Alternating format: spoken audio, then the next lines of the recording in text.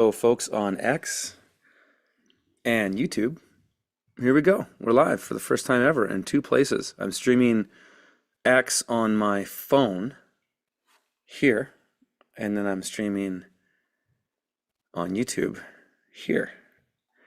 So, welcome. And I'll just kind of let people trickle in. Let me know how I sound. You can, what can I do here on X? Is there a way for me to view the chat live? Whoops. How do I do this? So I'm new to streaming on X, and I don't know if there's a way to see your guys' comments, so my apologies there. I'll just play around with this for a minute and see. Okay, I don't think there is, so yeah, my apologies there, folks. And also too, the audio on X might sound a little different because I got a microphone here that's hooked up to my computer, and so the audio on YouTube will be a little bit better because of this close little nice Rode microphone I've got here. But on X, it's just from the phone, so it is what it is. So if I sound okay, let me know. Sound okay? ET says it sounds good. If it sounds distorted at all, let me know too. It wouldn't on X, but on YouTube, there's sometimes been. I checked my gains this time. I've had a couple streams the last little while that the gain was too high or too low. So I'm hoping that I sound perfect this time because I put a little bit of time into making it sort out. But I don't stream much, so I don't. I'm not. There was a time when I was doing this more often, and I just had it a bit more dialed in. But a lot has changed for me in the last little while, as you guys know. And so my life has been a bit trying to balance being a single parent, running a homestead, still working and doing the things that I do. So it's been a lot of getting used to the new life, if you will. And it hasn't been all that easy. Overall, we're doing good, but yeah, I'd be lying if I said everything was perfect. I mean, it's still a bit of a process in when you lose your partner and, adapting to that. And so, yeah. So anyways, thanks for joining me, guys. And yeah, I'm super, super excited to announce for the first time ever, I'm going to be having people on my property. I never, it just wasn't in the cards before. There wasn't enough finished on the homestead that I felt comfortable doing it. I've always been just a guy who's just wanted to lead by example and just show the real shit. And so there was, for the last number of years, there wasn't enough finished here. And even still, it's not. But a homestead's always, going to be on a path. But yeah, it wasn't totally dialed in, so I didn't feel comfortable having people up here. But now there's enough finished that I feel good about it. House is still not completely done, but we're living in it. We're comfortable. But as far as all the systems of this off-grid homestead, yeah, it's all rock and roll now. So that's why I felt comfortable in showing it. And it's funny because somebody said here in the comments on YouTube, I got to show my wood stove setup. And I think I will do that. I wasn't planning because we're going to have 40 people up here for the live event. And I wasn't planning on having 40 people in my house, but maybe I'll do it in batches or something like that because 40 people is a lot. But I should show the system because it's pretty sweet. The wood fire setup is incredible. So yeah, we'll show that. I'll put that on the itinerary, and thank you for mentioning that because so that's the purpose of today's stream is whether you're going to attend in person or you're going to attend online. There's two options there. I would love to hear from you. Are we still frozen on X? It seems to be. moving okay. Looks okay on my end. If it throws on an X, just jump over to YouTube. It looks like you've done that anyways, because the only chat I can pay attention to is on YouTube. The cool thing here is I got 600,000 whatever subscribers on YouTube, and I don't get a lot of views these days just because ever since the COVID show, I spoke up and my channel just doesn't get the views that it used to pre-COVID. But I have more people streaming on X right now, watching this on X, than I do on YouTube. So that's kind of cool. I only have 20,000 followers on YouTube, on X, but there's more on X than there's on YouTube. So hey, cool. Well, actually, just I eat my words as I say that. There's 2 more on YouTube than there is on X. So, yeah. So I want to share this with you guys. So for YouTube, I will put this into the comments. Let's just do this here. I will put this into the description. So, and then I'll save that. And then I'll also put it into the chat here. So this is the link to the event that we're doing up here. And you have to apply because I'm not just going to have any people on my property. I hope you can understand why. I live here. My children are here.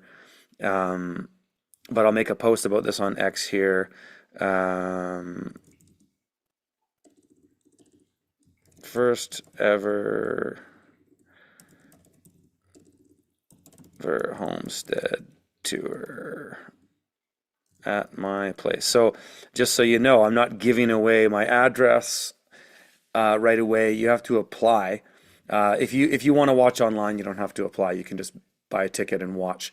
And my apologies for the Canadians that are going, why is this in US dollars? Well, the reason is that my company, Freedom Farmers, is a US company. And so in order to sell tickets through that gateway, I just have to do it in US dollars. I know it sounds crazy, but we priced it out in Canadian dollars, and then we just put it in US dollars for the tickets. So again, my apologies there. Oh, here we go. I can see the X comments on X. I can just look at it on my computer. So that's cool. Okay. So now we're rolling.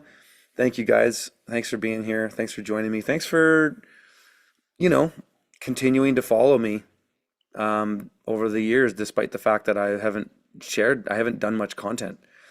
So I appreciate that. I appreciate people showing up and supporting me and being awesome. I do appreciate that because life's been challenging over the last little while, and I've made videos about that and talked about that. So, if you guys follow me, you know what happened there and all that. So yeah, here we are. So, I'm going to have, wow, there's more people streaming on X than there is YouTube. Wow, this means that I'll probably start streaming on YouTube more. Yeah, so for the first time ever, I'm going to have a tour of the homestead. So check that link. I put it in the comments on this video. I also put it in the chat, and I just posted it on X. I also put it into the chat on X. So that's the page. There's 3 different types of things you can sign up for if you want to attend this event. You can come to the main day on Saturday, September 27th. You can also come to that event plus a mastermind that we're going to do the next day, which there's only 20 spots for, because when I do mastermind events, I don't like to do any more than 20, just so that I can really hone in on people's stuff and yeah. And then and then you can watch it online. So there's 3 ways to view the content. And so, but yeah, if you want to come to my homestead, you got to apply, and then you got to answer some questions. You got to sign an NDA, a waiver. You got to make me a little video about who you are and why you want to come and answer some questions. And I know that event will probably sell out pretty quickly with consulting clients of mine and stuff. And so my apologies for making you go through that process, but it's just there for everybody. So, but if I see names on there that I know and have been here, then you can automatically come for sure. And so, yeah, I just have to kind of do it that way. So, but what I want to do in this stream today is I want you guys to tell me what are the things that you want to see on my homestead. And I'm making a list. So I've got my, I'm gonna pull it up here.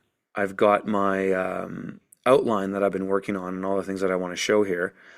And there's a lot. There's a lot of stuff here. I mean, you're gonna get the full tour of, you know, everything, which is, you know, all the main features of the homestead that regard, you know, food, water, energy, and shelter. But there's a lot of other little things too, and that I'm curious about. People keep asking me, you know, are we going to do law stuff? Not really. Though if it's pertinent to things and people ask me, sure. But that if any of the law stuff is discussed, it would be on day two anyways. Day one, which is the main, you know, homestead tour and all that, there won't be time to get into that stuff. I do a 2-day workshop on law that I've done around Canada. So that's its own thing. This is something different. The mastermind event won't be streamed, so that's the one thing that's kind of really exclusive, is that. So yeah. Miss Brown Aquarium says, I watched you back in the urban gardening days. Can you bring back more gardening content? Uh, no, probably not. I mean, I am who I am. You know, the journey that's taken me where I am is what I mean, I post gardening content when I feel like it, but will I go back to being, you know, posting 5 videos a week on gardening stuff? Probably not. It's just not in me anymore. You know, I'm an all cards on the table kind of guy. I wear my values on my sleeve, and I get sick of doing things for, you know, so am I going to go back to that? Most likely not. I am who I am, you know. If you get value out of my content, great. If you don't, that's okay. Like my channel has gone the way it's gone because of the journey that I've been on, and I think that what I've always tried to do is just be totally upfront and honest about who I am and what I'm going through and the reasons I create content. And so when I left the, you know, what was my channel called before? The Urban Farmer. When I got off grid and moved into the country, I kind of left that world behind me. And so, yeah, so probably not so much, you know. I'm a freedom orientated guy. I love the off grid element. So yeah, I'll continue to make gardening videos and stuff, but will I go back to being what I was? No, I won't. And I'm sorry if that's not enough for you, and I'm okay with that. But I am who I am, and so I just don't really want to try to be something that I'm not. And the way I garden today is, I mean, I still garden, you know. I've got, what do I have? A 1/4 acre of vegetables on the homestead. All my garden plots are planted out. I've got a ton, more than I can handle right now. But if it weren't for my brother-in-law, Katie's brother, I wouldn't be getting any of it done, because it's been a lot to adjust to the life that I have now with my kids being a single parent. So it's yeah, I just can't handle so much anymore. And that the same goes for making videos. Like, to be a parent that's present, to be working, I still have to work to make money. Consulting is mostly what I do these days. And then to run the homestead it's crazy. Like, it's fucking nuts. Like, I'm not gonna kid you. My life is challenging. Like, it's just not easy. Fortunately though, I got a lot of support in our family, and the fact that Katie's brother is, you know, he's here 5 days a week, and he's the reason I can do stuff like this. So if it weren't for him and I was more alone, I don't know what I'd be doing. It'd be very difficult to stay up here, that's for sure. But yeah, so that's what I would say to that. So let me see if there's people on X. Now, how do I see your guys' comments on X? If I click this, okay, there's a chat here. Let's see. Hello.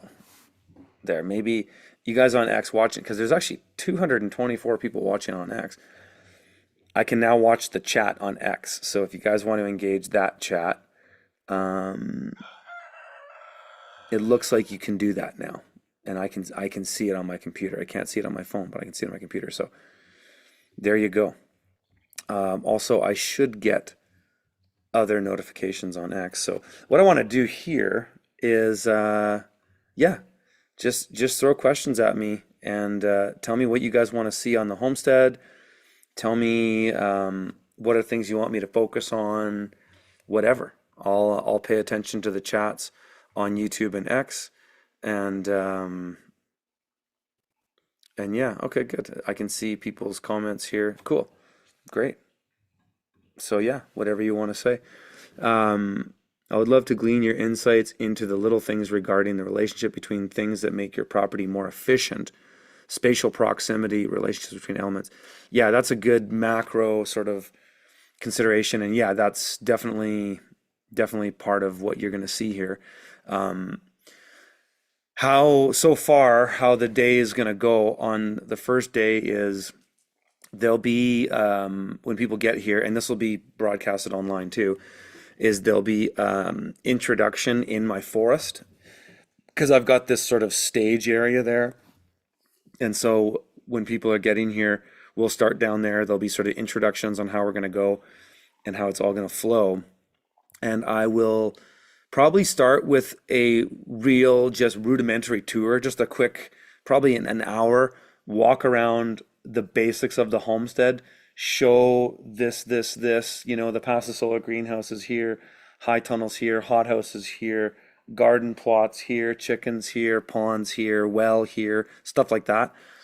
And then we'll come back into a classroom setting. I have my workshop space all cleared out. We'll have seating in there. So we just got like a nice area that we can sit in the shade. And if it rains, I doubt it will, but if it were to, we'll we'll go into more detail there, and I'll kind of show slides of a timeline of how I started, what were the things that were the biggest things that we started with, the timeline of what I did first, and then what were some of the last things I did, and everything in between. And then we'll break it up into parts, like there'll be different tours. So because my homestead really is like 2.75 acres, like yes, 40 acres, but the heart of my homestead is on 2.75 acres. And so the nice thing about that is we can go look at these elements for a while, go back into the workshop for Q&A, take a break, have a snack. I've got two friends of mine coming and doing the catering. We've got food right from the garden, so all the veggies that will be served on the homestead for the workshop will be from the homestead, except meat.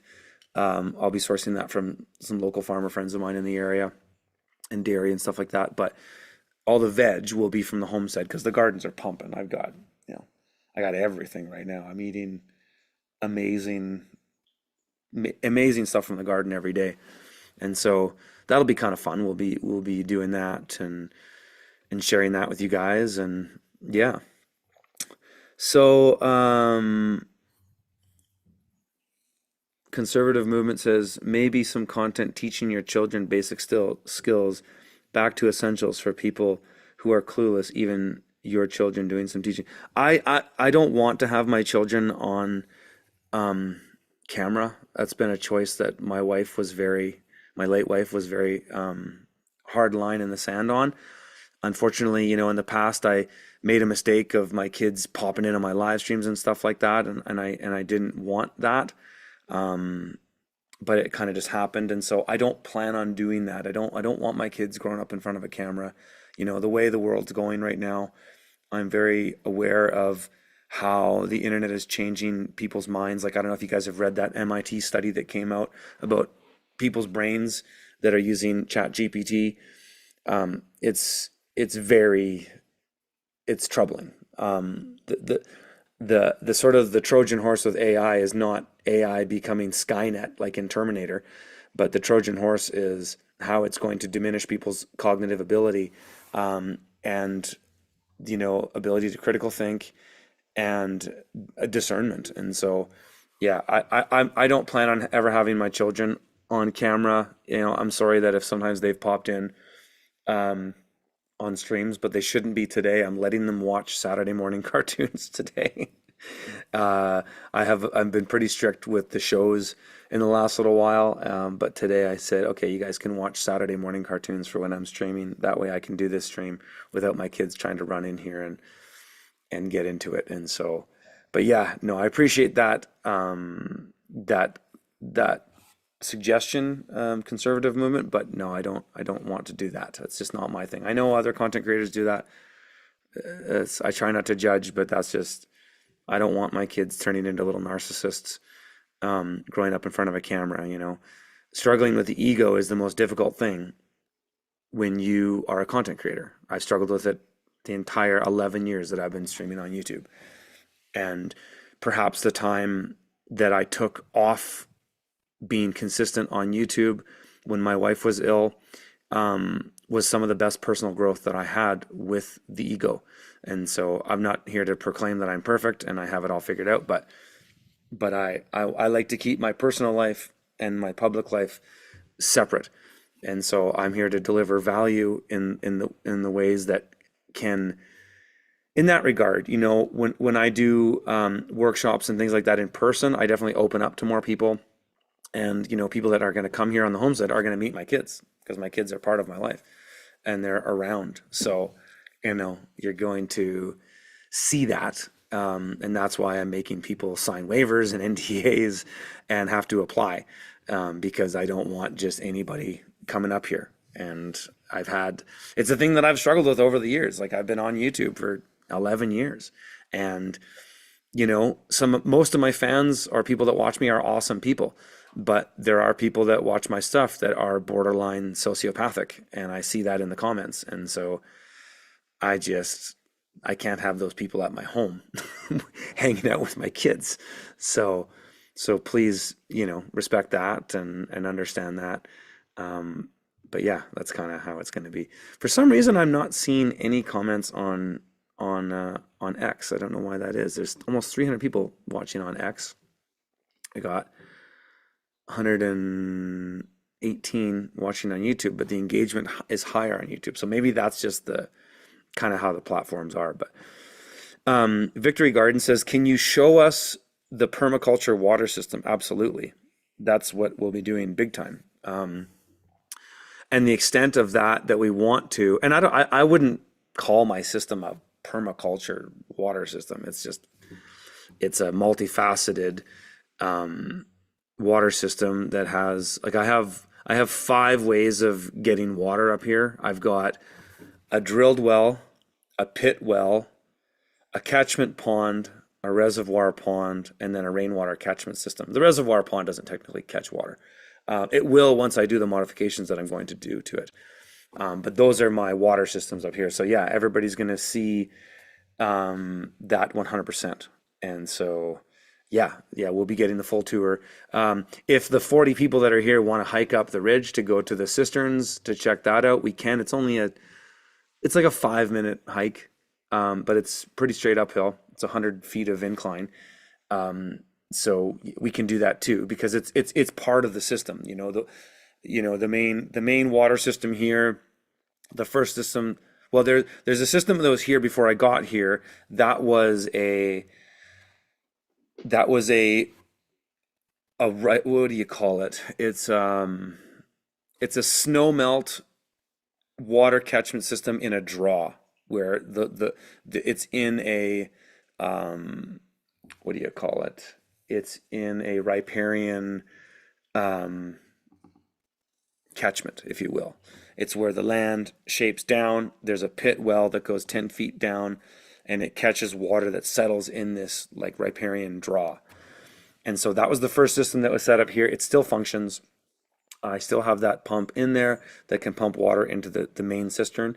But then the second system I set up here was drilling a well 300 feet deep, and then that system can pump water directly to the house so that I have water from that well all winter, no problem. But it also can pump to my cisterns 100 feet above, so that gravity feeds to the whole homestead, and I can get water anywhere here. I really only use it in the quarter acre of gardens, but I could deliver water anywhere. If I had to fight a fire or I wanted to wet an area, if I saw a fire coming in that area, I could do that. And so that's the kind of the main system. But yeah, you'll see the whole thing. Um, Somebody says, "Do I homeschool?" Yes. Um, that's a broad term. My kids don't go to a public school. They go to and this is something I only started after my wife passed, because when my wife was here, we did everything, she did everything. And so, yeah, we did unschooling. The kids were involved in constant activities because I'm now by myself with my kids, though I do have Katie's brother, actively involved. We unschool. They go to a thing 2 days a week for 4 hours um, each day. That's like a homeschool assisting thing where they get to hang out with other kids and do activities and stuff like that. So that's kind of how it is. But yeah, I do homeschool and all that. Um, Robbie says, would love to see the evolution of the food forest Dakota help lay out. Also the fire suppression system. Yeah, that's all in the mix, 100%. Actually, I'm gonna make a note. Thank you for that reminder. I mean, the food forest is already there, but yeah, let's add this to the list. Is the fire protocols, which include this series of pumps, movable tanks and stuff like that. So that's awesome. Thank you for that. The pumps, the IBC movable tanks, and delivery system. Yes, that's a great suggestion. So that what you told me there, I was like already thinking about it, but you just reminded me that there's actually a lot more to that than I even had in my high level notes. So thank you for that. Um, Basic Gardener says here on X, big respect for all you do, and especially for speaking out and stating the truth, even when it's liable to get you canceled. I expect the niche of gardeners and homesteaders who are also based to grow widely in the coming years, and you are undoubtedly a thought leader in that group. Thank you for saying that. Hey, Andre, how you doing, brother? Um, See him on X there. Man, we got 330 people streaming on X. This is awesome. That's double what I've got on YouTube with my 600,000 subscribers. So this is awesome. So I love this. So we'll do this more often. But I don't understand why I'm not seeing a chat on X. Like, let me know. For people watching X, you can either retweet me or comment. But why can't you guys see the chat? Do I have to do something like? Do I have to change something to make that? No. I mean, I see the chat. I commented in there. Can you guys see this?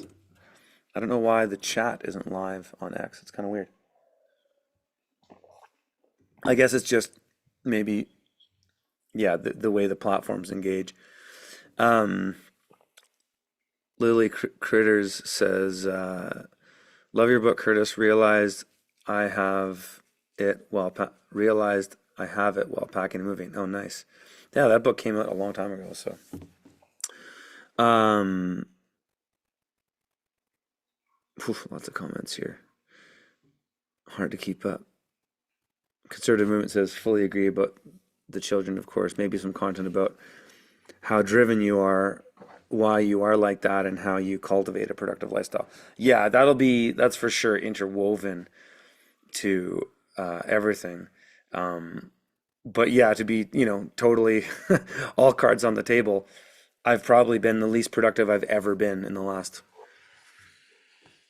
I don't know, 10 years. And thank God that our homestead got to the point that it was at, that I've been able to kind of like, I had 4 years up on this homestead where it's just like rapid growth like this. And then after my wife passed, it's gone like this. And so, but yeah, without the support network that I have, I wouldn't even be able to manage that. So, huge props to Katie's brother Clinton for just stepping up and being available for me, because without him, I wouldn't be able to just do these things that I'm doing. So, but yeah, I guess I'm at a point now with the homestead where the lion's share of the work is done. that I've been able to kind of coast a little bit, continue working and not be on the homestead constantly. I got one trades guy going this summer, so I've really scaled back the construction, but the majority of the construction is done. The house is standing, the roof is on, most of it's sided now. That's getting done. So yeah, I've been blessed to just be at a place where I can do that. So yeah. Um,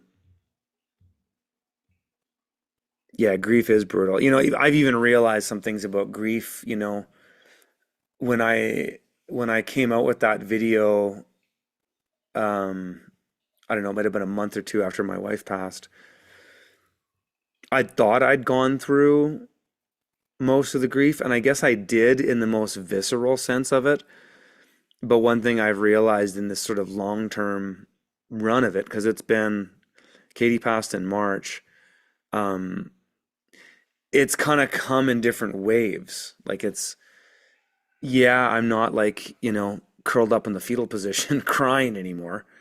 Um, but it does come, like it comes in waves. It comes in different elements. Like, often it's like even with my kids last night, we were hanging out, we went into town and we all kind of felt like this wave of, wow, it's right now realizing like it's a trip that, you know, it still feels kind of surreal that they don't have their mom anymore. And I don't have my partner. And so yeah, it's come in waves, but it's been good. Like, I mean, we've done okay. Like I have met another woman. I did a stream on that not too long ago. She's not living with us or anything yet. We're still kind of managing a long distance relationship. But that's kind of gonna come to an end, I think, by the fall, as far as like her being here and stuff. So yeah, but um, it is what it is. Like it's not easy, and but it's come in waves. I think that the thing for me has just been trying to stay positive for my kids. And so that's why I, at the very beginning of it all, really just kind of wore it on my sleeve and was like, yeah, I'm doing great. Everything's fucking awesome. And it's like, yeah, it, it was in some ways. I mean, it's not in others, but it's like, for me, it's just been just to be strong for my kids. Because it doesn't serve my kids, um, to have them see me a mess, you know. But I was for the first, because when my wife was, you know, on her way out, so to speak, it was a long period of fucking pain, you know. And that's why I said, maybe a month or so after it happened that, things are better now. That statement triggered people who don't understand grief. Um, but it was true. It was like, yeah, it's that sounds crazy to say, but if you've ever had to be a caretaker for somebody in extreme pain, and suffering for a long time, like it sucks. It's fucking hard. And so, um, that was true. But that doesn't change the fact that it sucks that my wife passed, and it sucks that, um, my kids lost their mom. Like it doesn't change that, but it just meant that I wanted to be strong for my kids, and I wanted to move on. I knew I had Katie's blessing. Um, I had her family's blessing, and I knew that I needed a woman in my life to be on the homestead. My kids need a strong, a matriarchal figure in their life. And so that's why I was so willing to do that and move on. And I know that triggered some people online, but it's like, I don't fucking care. Like, you're triggered by my personal life. It's like, well, okay, that's on you. You can talk all the shit you want, but that doesn't change the things that we need in our life to move on, right? So it's it is what it is. But yeah, I mean, am I completely through the grief? No, I don't think I will be for a long time. But that doesn't mean that I can't move on. It doesn't mean that I can't have another woman in my life for myself and my children. And yeah, I mean, I've been very fortunate and blessed to meet Jen because Jen has been like unbelievable at helping us get through that grief and understand it. And so my kids really like her too. And so yeah, but yeah, I don't know. That's all I need to say about that. I really riff on that all day. But um, Northern Lycanthrope says, inspirational the way you handle it. I hope I can apply a similar perspective when the inevitable losing of loved ones occurs in my own life. Yeah, and that's the thing, you know. It's it is inevitable. Like loss is inevitable. Death is part of life. It's part of the human experience, and you know, that's the way it is. And so, and Lily Critter says, children need to see the mess. Life happens. Be kind. Yeah, exactly, absolutely. And that's how we've been kind of going through it. Is that I've been very open with my kids about the entire problem, like the not problem, the entire process. And so, yeah, when I'm grieving, my kids know. Um, when I'm excited, my kids know. When I was going through the process of, you know, I had this crazy, way of manifesting a new partner, and my kids were right there with me. You know, my kids were seeing all these women that I was talking to, and I was very forthcoming with them about it. And that's how I want to be. And so is it how all other people want to parent? I don't know. It doesn't matter to me what other people do. I have my life to live. And so, um, yeah, that's kind of the way it's been. So, yeah, I mean, when people are here, when people are at the homestead, I wear all my values on my sleeve, and I am who I am. And if you don't like it, I guess that's on you. You know, if you like it and there's things you can take away, great. Um, oh, we got Billy in the chat. Oh yeah, permapastures, right on, brother. Billy, hope to have you up here, man. That'd be super cool. I'd love to connect with you. I love your stuff, and totally, I can see some people in the chat here also enjoy your content as well. So that's cool. Um, yeah. So what else you guys got for me? What else? What else? What else we want to see on the homestead? Um, Lily says back here a little bit in the comments, can't get away from your triggers. No, you can't. I'm not perfect. I'm not like I've lashed out, I have displayed myself online and at times where maybe I shouldn't have, and yeah, it is what it is. Like I'm not out here to try to pretend to be anything that I'm not. I'm just, I'm a I'm a man who has flaws, and yeah, I am who I am. Take it as you will, you know. But I think I've done a pretty good job of building this homestead. I'm pretty excited to show people, and I think it's finally at a place where, yeah, there's a ton to learn here. I've had, 4 years of just fucking grinding and trial and error, and there's a lot of things that I would do differently if I did it again. And there's a lot of things that I would start with and leave behind at first. But I'm pretty, it's all a journey, right? So it is what it is, you know. Take it or leave it. So that's what I would say to that. Um, Man, I can't believe how many people are watching this on X. This is awesome. You guys, if you're on X, please share and retweet the stream. It's the first time I've done a stream on X, so this is kind of cool. And I've done a bunch of spaces, but I don't get these numbers in spaces. So I think X streaming is where it's at. Maybe I'll try X spaces with video. I was watching Stefan Molyneux not too long ago do a stream with video. I thought that was kind of cool, or a space with video. That's cool that they can do that now. I found over the last little while the problem with spaces has been that um, when you bring people in live to chat, it really can derail what you want your message or topic to be. And sometimes that's relevant to the kind of conversation. But yeah,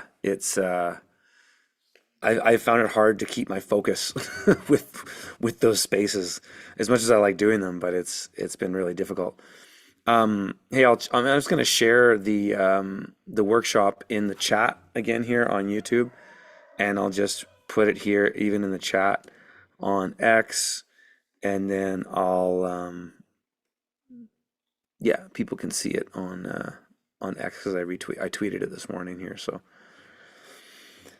yeah, conservative movement says Canada has a great freedom movement, but it's still a British penal colony. Would like to see more political process freedom.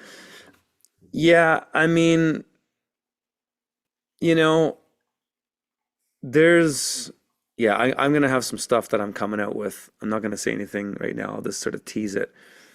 In the next year, I'm coming out with some stuff politically that I'm doing, and I'm pretty excited about it.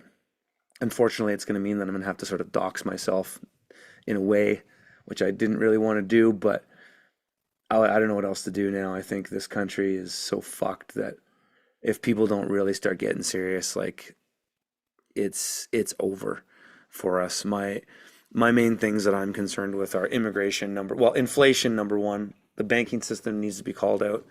In immigration number two, and AI number three. Those are my sort of biggest issues that I'm concerned about right now. And if something isn't done on a local level, people are going to be in trouble. And I don't know what kind of future there's going to be for my kids when they become adults, if we don't start kind of getting hardcore about it. So I'll have some more stuff about that. But Andre says, how's the electroculture going? Have you ever thought of spreading copper shavings over your garden, or do you use copper tools?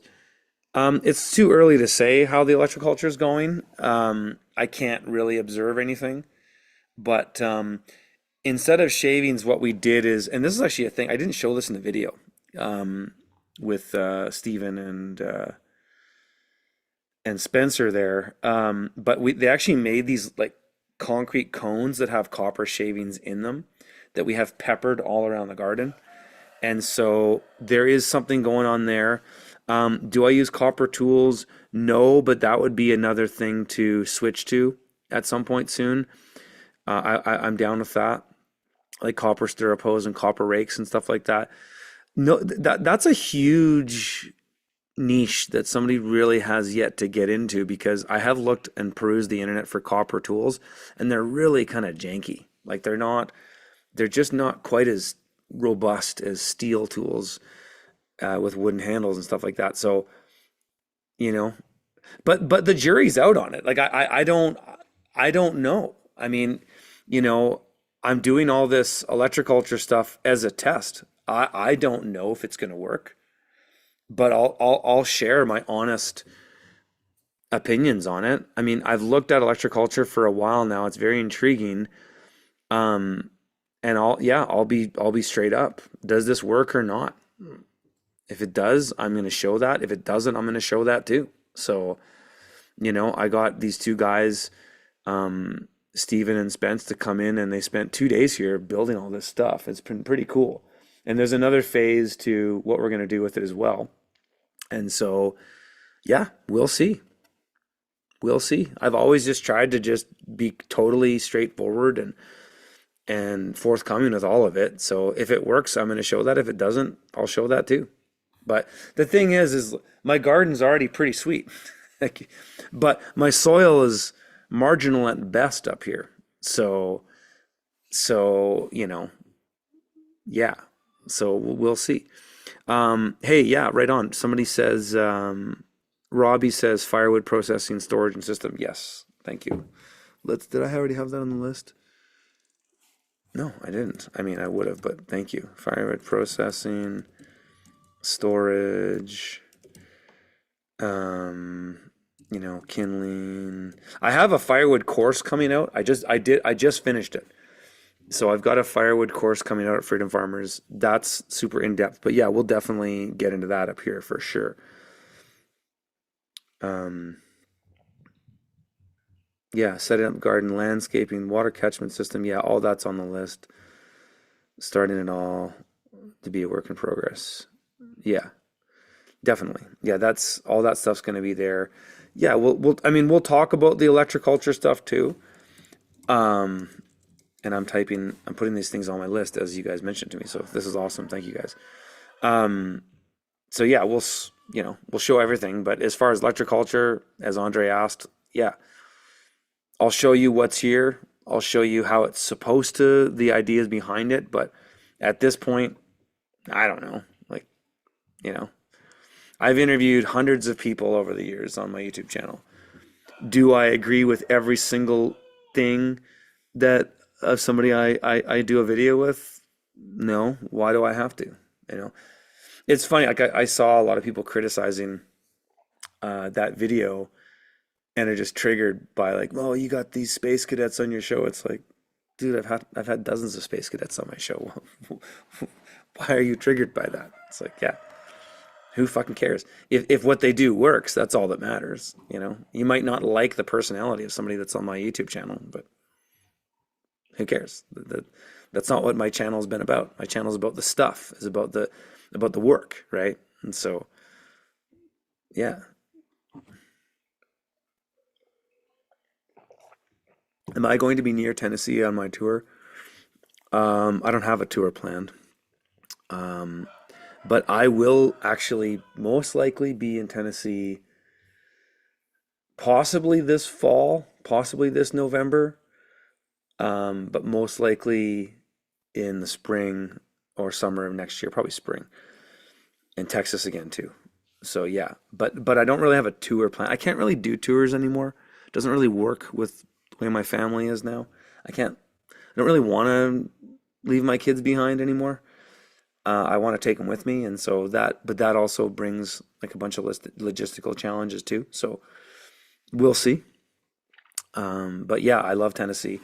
I know lots of cool people down there. I've been going there for years. So yeah, we'll see. Claudia says we found the copper tools in our small garden area worked. Electroculture does work. There was a magnetic north, south, east, west. If I can find a video, I'll forward it. Cool. Yeah, right on. So yeah, that would be great. What else you guys got for me? Man, we got this is unbelievable. Almost 500 people on the X stream. What's up with that? What's up with YouTube? Why is YouTube? I mean, YouTube's getting the highest engagement. There's more comments on YouTube, but there's there's more people watching on X. This is really interesting for me. So this is cool. Um, yeah. So okay. So Yurgo Man says maybe the pros and cons of your solar system. Yeah. I mean, we'll get the full tour on that. That goes without saying. Um, big takeaways on the solar. There's things I'm going to change it for sure, but um, yeah, there's things I'm going to change still. It's been a work in progress. It's functions great though. I mean, my solar system for 9 months of the year gives me everything I need. Is it nine? Well, let's say April, May, June, July, August, September, October. Yeah, so call it 7 months of the year. I can do everything with solar. No generator, could charge the Tesla. I'm cooking, heat and cool the house, everything on solar, no problem. The other 5 months of the year, 3 of those months, it's probably 80% solar, 20% generator. And then 2 of those months, it's probably 50%. It's probably 50 generator, 50 solar. So I like it. It's good. I even had to tweak a few things here last week. My inverters were kind of doing a funny thing. I had to balance them. But that seems to be better now. So commercials on YouTube. Oh yeah, isn't that funny? That's why there's more of a lag on YouTube here than on X, because there's X. I haven't monetized my X profile yet, and so I don't know if I will. I kind of like not being monetized because then they don't throttle my stuff like YouTube throttles my stuff. If I do anything remotely controversial on YouTube, they just throttle it. And the AI now can scrub the videos so quickly that all I have to do is say, you know, the NWO, and then they just they just throttle it. Whereas on X, sometimes my most controversial posts get the most views, so it's kind of funny. Um, yeah.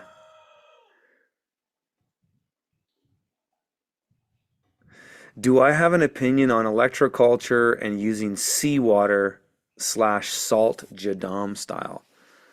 Um,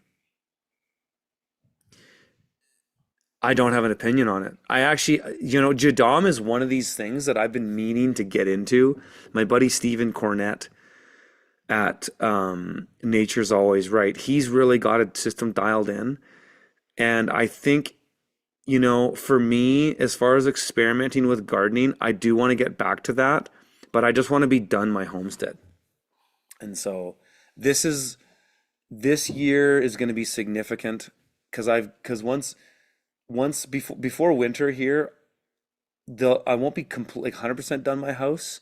I'll be 98%, and then by spring I should be done the rest because I haven't finished my deck here yet. I'm just sitting on plywood on the deck here, and like the railings aren't done or anything like that. But I do want to get back to that, and I would like to do a full-on Jadam garden. It's something that I've been planning to do for a long time. So yeah, we'll cross that bridge later. Um,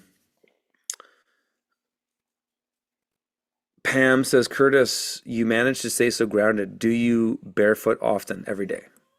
Absolutely. Yeah, grounding is is a significant part of my daily life. I think it's partly why I've been able to stay so grounded with all the crazy shit that went down over the last year is because we live in nature. There's no cell service up here. There's no cell towers anywhere. I walk barefoot every day. I garden barefoot every day that I'm gardening. Even in the winter, I go in the Paso Solar greenhouse and I ground in there. I was grounding my wife, when she was going through her process. So yeah, I think so. I mean, I kind of just do things intuitively if they feel right. And yeah, I'm barefoot right now. Not that I'm grounded on my deck, but um, yeah, I think so. So thanks for saying that. Yeah, I think so.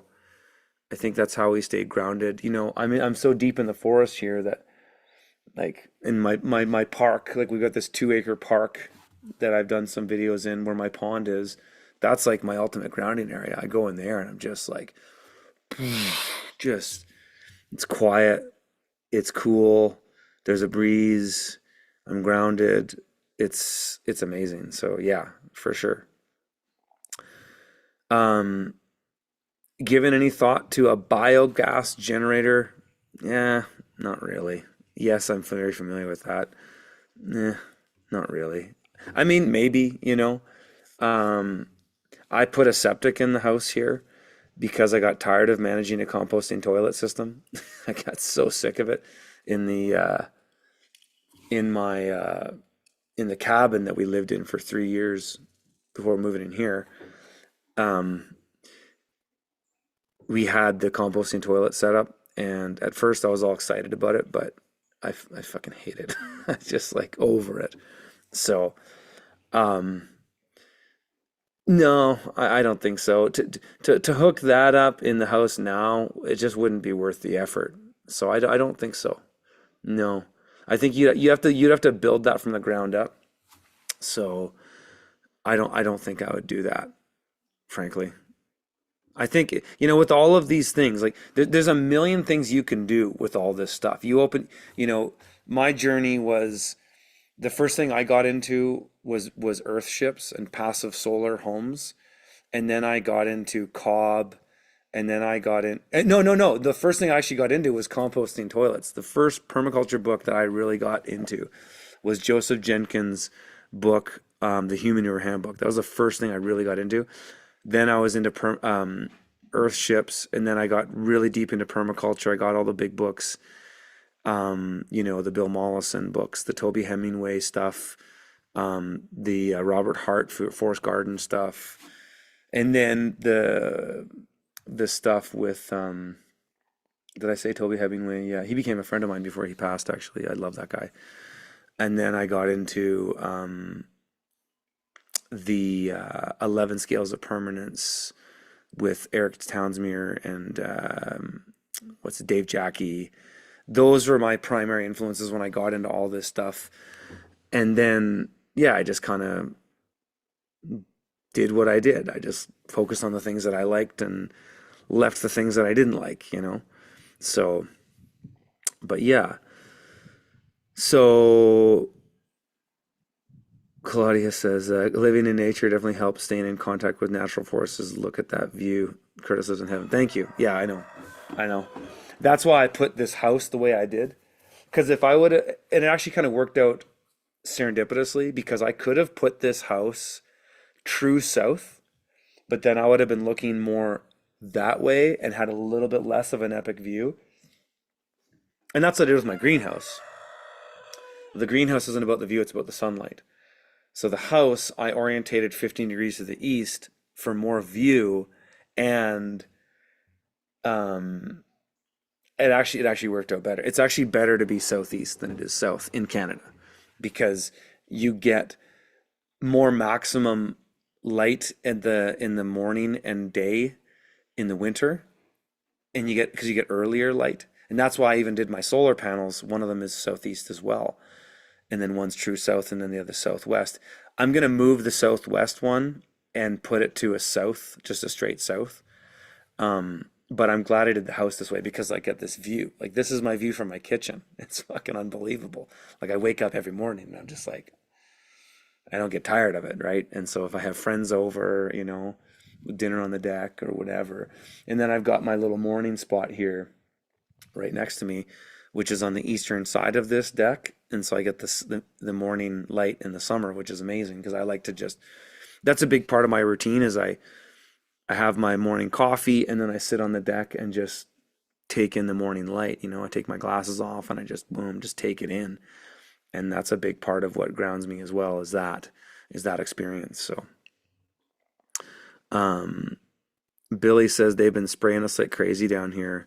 How bad are the chemtrails up there? Honestly, dude, they're not as bad as they are down there. It was funny. I actually I had a little exchange with Dane Wigington. I don't know, about a month ago or something like that. He was doing a space, and I was out with my kids in town at this playground, and I was just like letting my kids hang out, and I was listening to this space, and I chimed in and I talked to Dane, and I asked him. I said, Dane, have you noticed that there's more chemtrailing in higher population areas than not?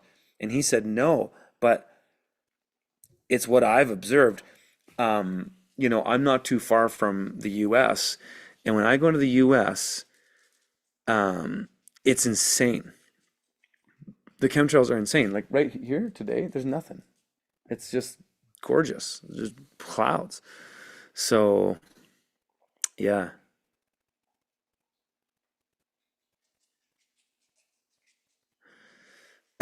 Paul says, Curtis, you better hurry up and get out of the woods before you and your homestead burst into flames. It's a small price to pay for the greater good. I'm pretty sure you're sarcastic. Um, yeah, I'm not doing that.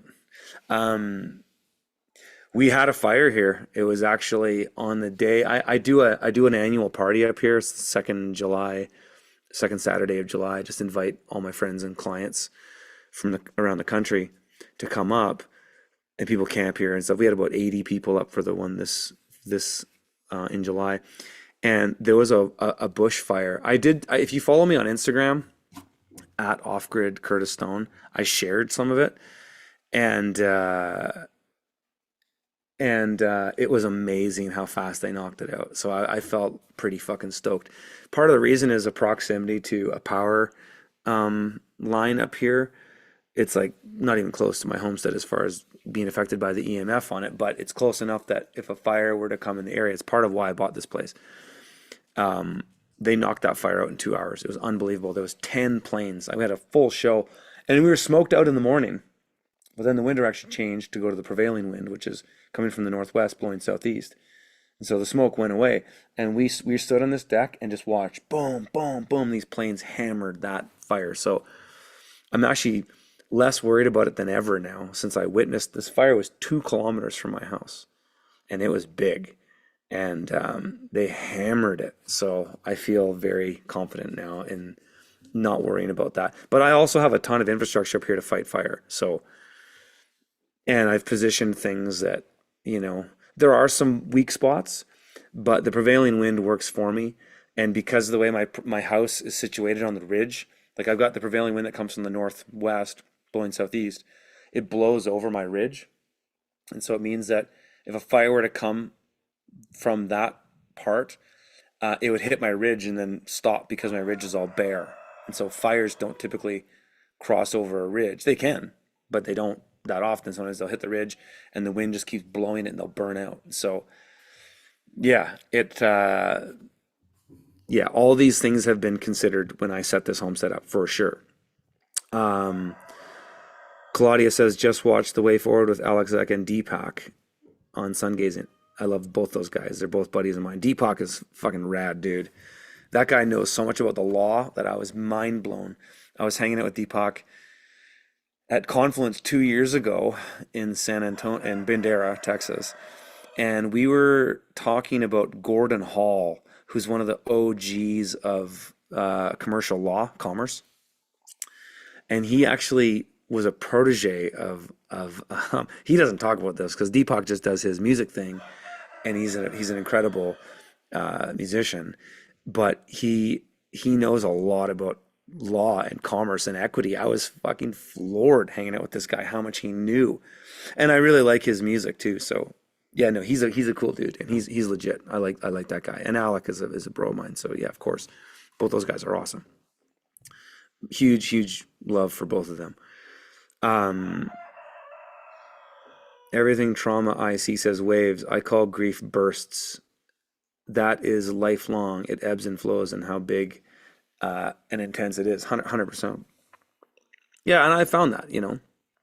Um, but you know, I've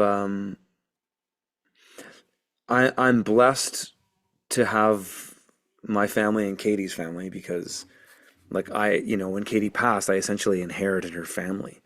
Her sister has a place up here that she vacations on, and she just had a baby, so they're coming up. Katie's brother is my best friend and, my right-hand man, and Katie's mom was, is very still connected to all of us. And so, yeah, I mean, as horrible as everything was, in a way, we were blessed to have the family that we do. And so yeah, it's been quite an experience to say the least. Peter says, oh no, what was it? Yeah, Peter says, how big is your home gym? 40 acres. That's how big it is. You can't lose. You can't gain weight on a homestead like this. It's impossible. I've ebbed and flowed over the years. I got a little flabby for, I think when Katie was pregnant with Violet, I got a little flabby. She was making a lot of comfort food, and you just kind of at home chilling. I got a little flabby, but now I'm fucking lean as I've been. I'm as lean as I was when I was 28, just because of the setup of our homestead. And even on days where I'm just working on my computer, consulting and stuff like that, even if I spend an hour or two outside, I still get, because of the topography of my property too, like so much up and down, I've been able to just get so much exercise. So, yeah, so no, it's been great. Peter says thumbs up, our watchman. Yes, I mean that's how I felt too about it all. That Katie's, a guardian angel now, and is there, and my daughter has premonitions about Katie all the time. My daughter is like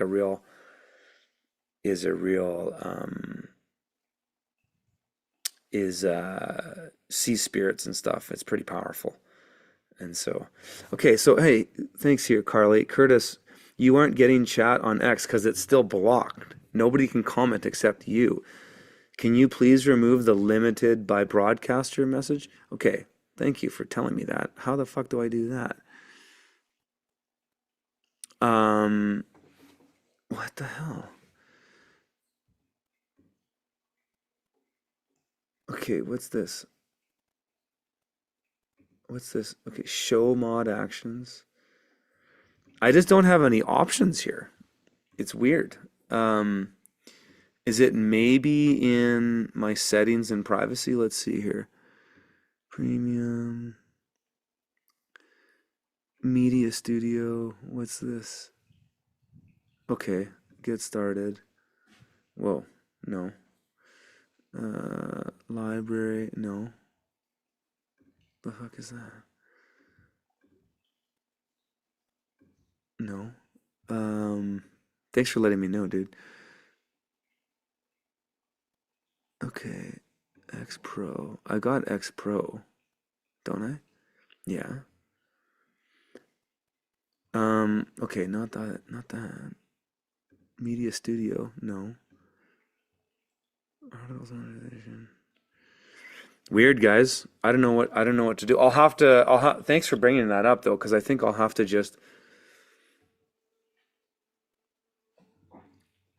do some tweaking on X here to,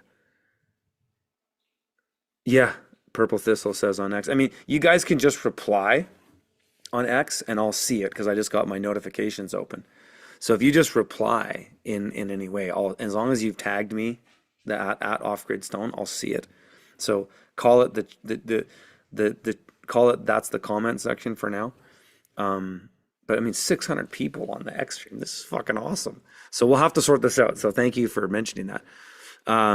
Andre says on X, how cool do you think ram pumps are? Very cool. They're super cool.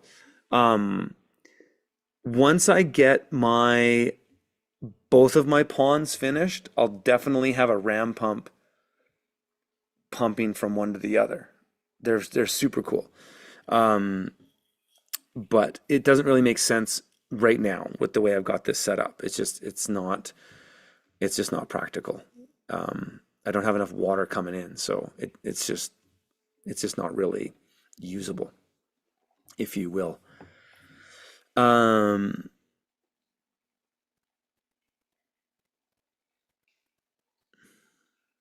yeah, so thanks for that critique regarding X. Um, not about BF, but functionality such as flexibility and mobility. Just the gaps in physical preparation you don't get working on the land. Huge misconception that working on the land is enough. Could be, could be. Um, but that's okay. I'm not some like fitness guru. I'm just me. So I don't proclaim to have a fucking perfect body with a six pack. that's that's just not me. But I'm not a gym guy. I've never been a gym guy. It just doesn't interest me. So, but whatever. Everybody's got their thing. So, um, what kind of nut trees do you have, and how much calories do they supply yearly? Well, my nut trees aren't producing yet, so zero. But I do buy bulk nuts, so I eat a lot of walnuts. Um, so yeah, but I've got on my homestead in my food forest. I've got, and I don't have walnuts in the food forest, but I have walnuts in other places. I got walnuts, hazelnuts, Bart nuts, acorns, and I got English walnuts and black walnuts. So I think that's all the nuts that I have. Plans to stock your pond? Yes, I do want to stock my ponds once they're sealed completely. So, but that has yet to be figured out. So I think I've been talking to a pond guy over the last couple days after I posted that video. Um, and so um, I think I'm gonna have to line the whole thing. I was kind of hoping that on the lower pond I could keep the bedrock exposed, but I just don't think that's practical. So I'm gonna have to line the whole thing, which kind of isn't a big deal, but I kind of wanted to have rock exposed. But We'll see. Can I disclose what airports? Yeah, if you're coming from the US, you'll fly to Spokane and then you'll just get a rental car and drive up. That would be it. If you're coming from a distance in Canada, you'd fly to Kelowna and then you'd drive up from there. That would be the way to do it. Um, I'm making a duck pond, need to seal pond raid midnight. Yeah, that's just too much fucking around for me. I don't really want to do that.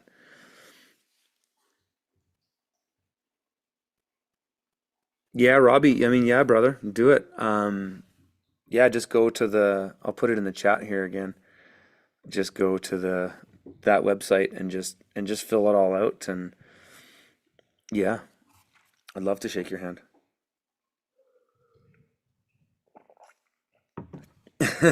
Peter says, usually those with six pack abs are the least functional. Well, it's just not my thing. Like I just, other men, you know, other men that's really important to them. For me, this is not really important for me, you know. I've got other values, and so just not my thing. 650 on X. This is fucking awesome. So, Hail Victory on X says, watching on YouTube, but I will start to watch on X because YouTube censors too much and X only censors moderately. I've observed that as well. So it's pretty interesting. Purple Thistle on X says, I'm working hard to do what you, Dakota, and are more doing such great work. Thank you. Um, yeah. Oh, I got Ian Malcolm chiming in on the on X there. Right on, brother. Um, yeah. Claudia says, once you line your pond, can you put gravel and rocks in the Nubis? Have an awesome, yeah, that's what I'm planning to do. I'm actually doing a third pond too. I'm actually going to do my third pond right here, right below my house. I might start excavating it this summer. I've just been trying to get caught up on all my consulting work, but um, yeah, I'm this one is going to be the proper living pool that has a circulation system. Well, we'll see if I can dig it down deep enough and I don't hit bedrock like I did with the other ones. Because the higher pond originally I wanted to make the living pool, but this one I like better because this one's like right close to the house. So if my kids are swimming and stuff, I can see them. And so I think that's what I would prefer. And then this one is cool too because I can divert all the rainwater that's on both of these buildings because it all comes there. And so all I got to do is put a culvert underneath the little road path here and make it go there. So that's what I'm going to do. Um, Garden P says, don't you worry about early late frost and how do you mitigate that with such large gardens? Well, I just don't put frost sensitive things in the gardens. That's how. I'm a zone 5. So I'm actually quite warm as far as Canadian climate.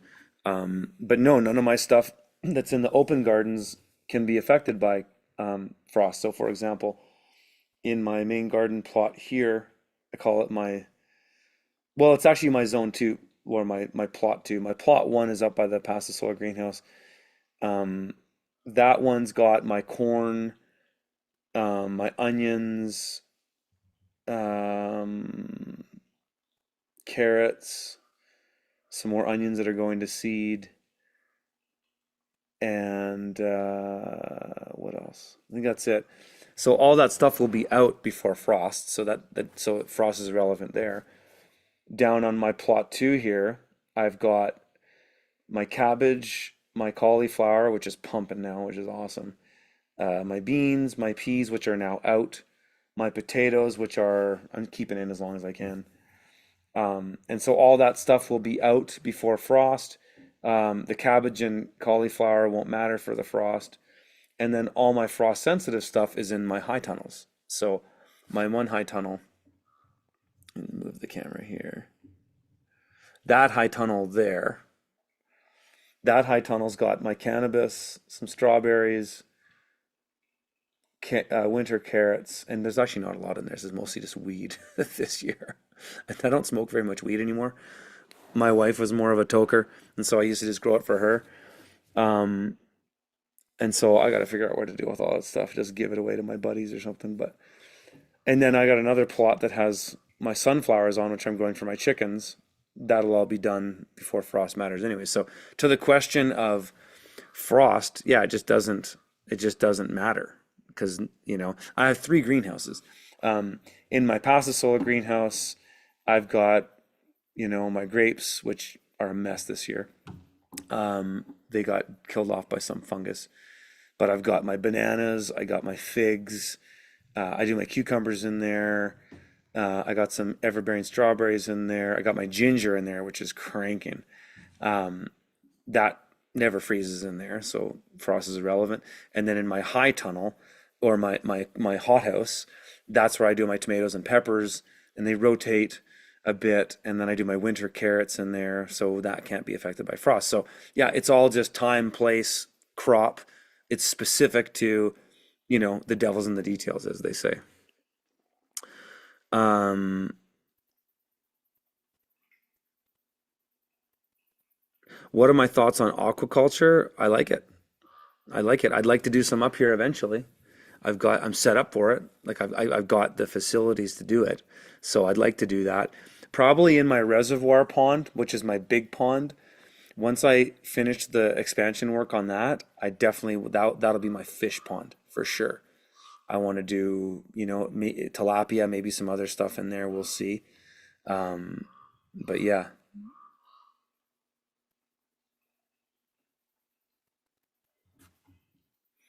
so yeah, we'll see about that. Um, and almost 700 people streaming on X. This is amazing. This is incredible. Um,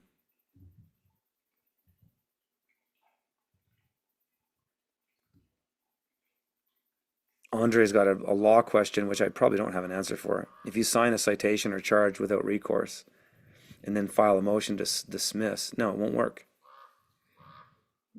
because if you can't put a piece of paper into the matrix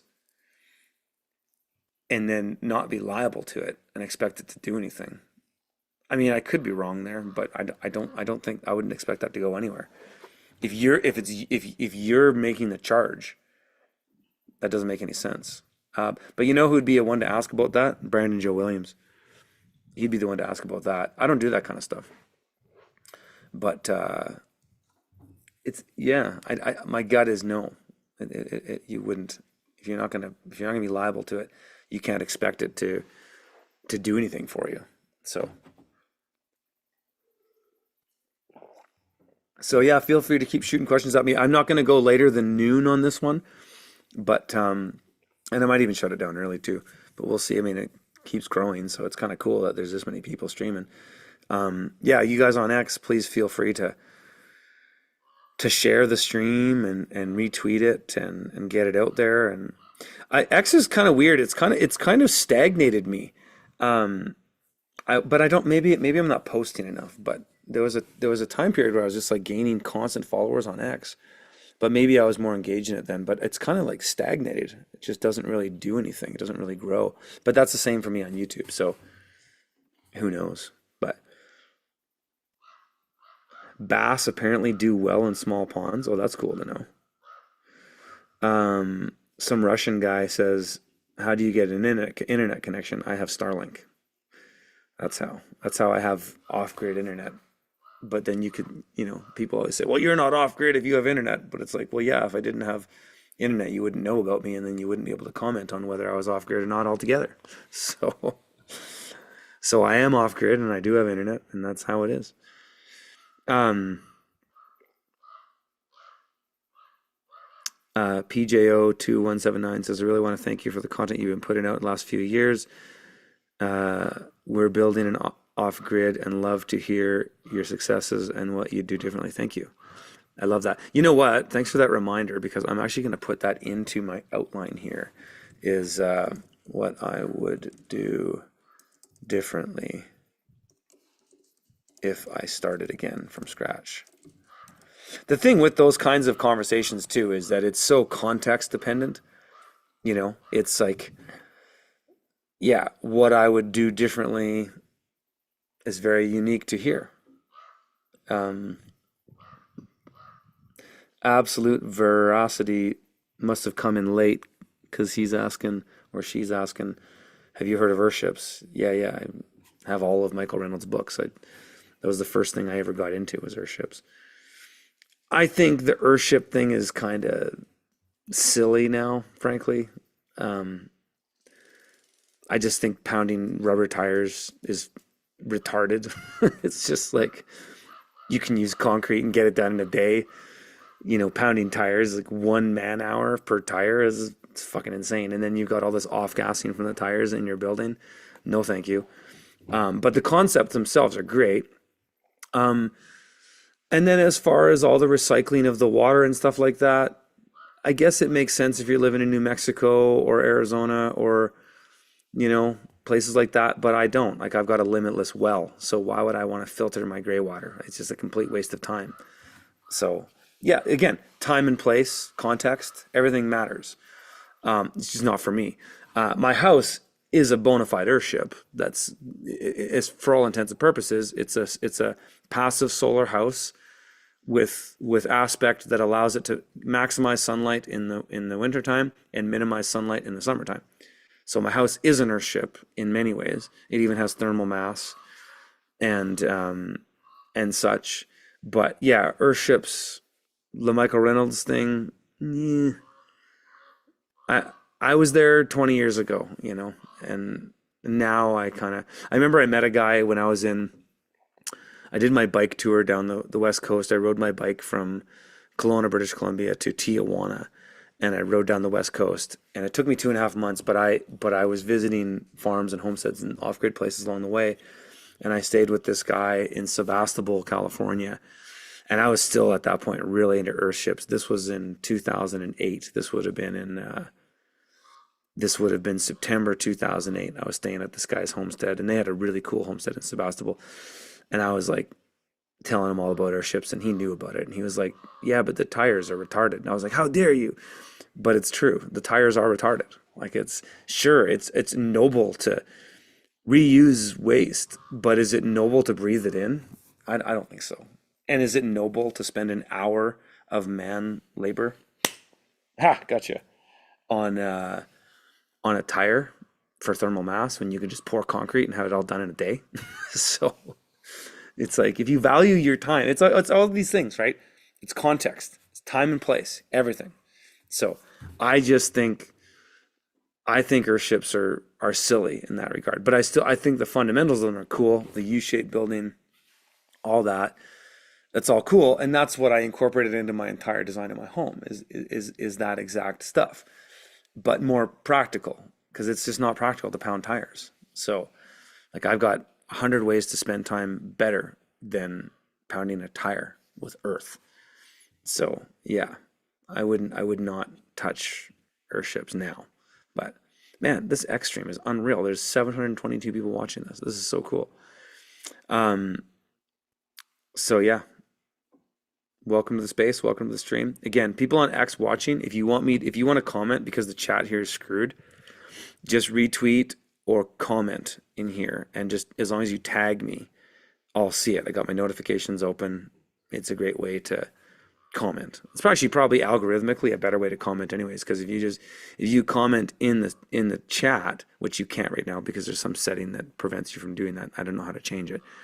But if you comment in the chat, it goes away after this live stream. Whereas if you retweet or reply in it, I'll see it and it actually engage the stream more. So I guess it's kind of a better to do it that way.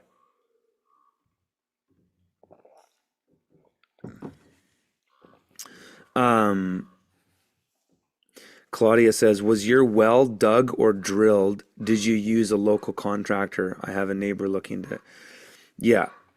Well, I have two wells. I have a pit well that's dug, that's 10 feet deep. And then I have a drilled well that's drilled that's over 300 feet deep. And so the pit well was here when I got here. I'm pretty sure that was made DIY, But my well, I drilled. I had a drilling company do it, and I didn't register it either. And so you don't have to. In BC and Alberta, I know this, you don't have to register a well. And so as long as you're not irrigating commercially, that's a loophole. That's a remedy in the Water Act, or what is it, the BC Water Act or something like that. I'm not commercially irrigating up here, and I'm actually only ever irrigating a quarter acre at a time. So I'm well under the requirement as far as the statute goes. So Mute says, did I miss the big announcement? No, you're here for the announcement, buddy. The announcement's that I'm running a workshop on my farm and you're invited. And yeah, just follow the link in the chat. I'll put it in here for you if you haven't seen it already. So we're doing a tour up here. I can already see the list populating. I've already got, since this stream has started, 1, 2, 3, 4, 5, 6, 7 people who have applied. So I'll be reviewing them as they come in. And then, yeah, you have to, if you want to come on the Homestead, you have to apply. You have to be a right fit, but anybody from around the world can watch the live stream. It's kind of a live stream. What we're going to do is we're filming it with a production crew, and then we'll put it together, and then it's going to get broadcasted in October, and then I'll be live in the chat. So whoever is visiting the who is paid for the live experience, I'll be there in the chat, and we'll do a Zoom call like this, and so you'll be able to ask me questions just as if you were here. So that's the big announcement. Hope you can make it.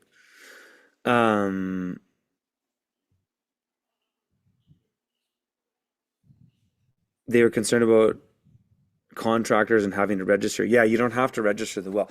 The way to do it in BC is, and not all well drillers will do this, you have to find the right ones, but you just say that you want to register the well, and then they'll come and do the drill, and so you sign off on something for them, and then you take the responsibility of registering, and then you don't register. It's that simple. You don't, but every province is different.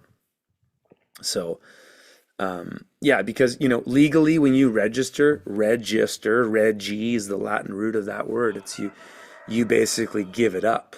And so that's why in Salmon Arm, or when it was, man, I gotta trim my beard, it's driving me crazy. It's like hairs are just making my nose itchy. It's, if you register your well, they can shut it off. And so that's why all these farmers up in Salmon Arm 2 years ago that were getting their wells turned off before harvest, it's because they had registered wells. So if you don't have a registered well, they can't do that. So, I don't give away straight up remedies here in a public way, but that's one thing I'll tell you, because it's not that it's not that big of a deal, and it's right in the statute. So Teresa says, totally agree with you on the use of tires and earthships can be done with natural materials. Yeah, you can do rammed earth, you can do concrete. I like concrete, man. I love concrete. It's so easy. It's done in a day, forming for a couple days, and then you pour and you're done. Was researching aircrete panels today. Aircrete's very cool. It does a solid job reflecting microwaves and EMF. Yeah, totally. Yeah, aircrete, as long as you don't need the mass, aircrete's great. If you're just using it for structure and support, aircrete's awesome. But if you want the mass, which all the concrete I've done so far, I want the mass. So aircrete doesn't fit any of the stuff that I've done up here yet, but it could in the future, because I like doing concrete, and so I'll definitely keep that up.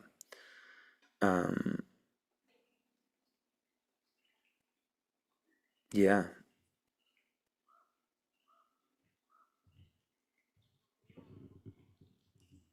Yeah, your property taxes are obscene. Mine aren't. My property taxes are cheap. But that's sort of a difference between Canada and the US. The US, from what I've seen, property taxes are just more obscene. So yeah.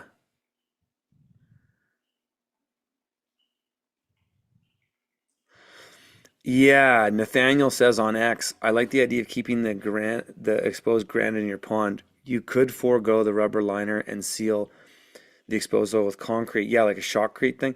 Yeah, I've definitely thought about that. It's definitely more expensive than doing the liner, though. That, like, by a huge margin. Having said that, I haven't got a quote on that yet, but I just know like I've poured concrete up here a lot, and if I get a pump truck up here, um, it's actually not that big of a deal. I pay a guy $1,200 to come up and do. I pay him cash, and he gives me a deal. So that's yeah, yeah. That might be, man. I mean, I'm definitely open to that, and maybe I need to get somebody to get me a quote to do that, because I would like to. Yeah, I would love to keep the exposed granite.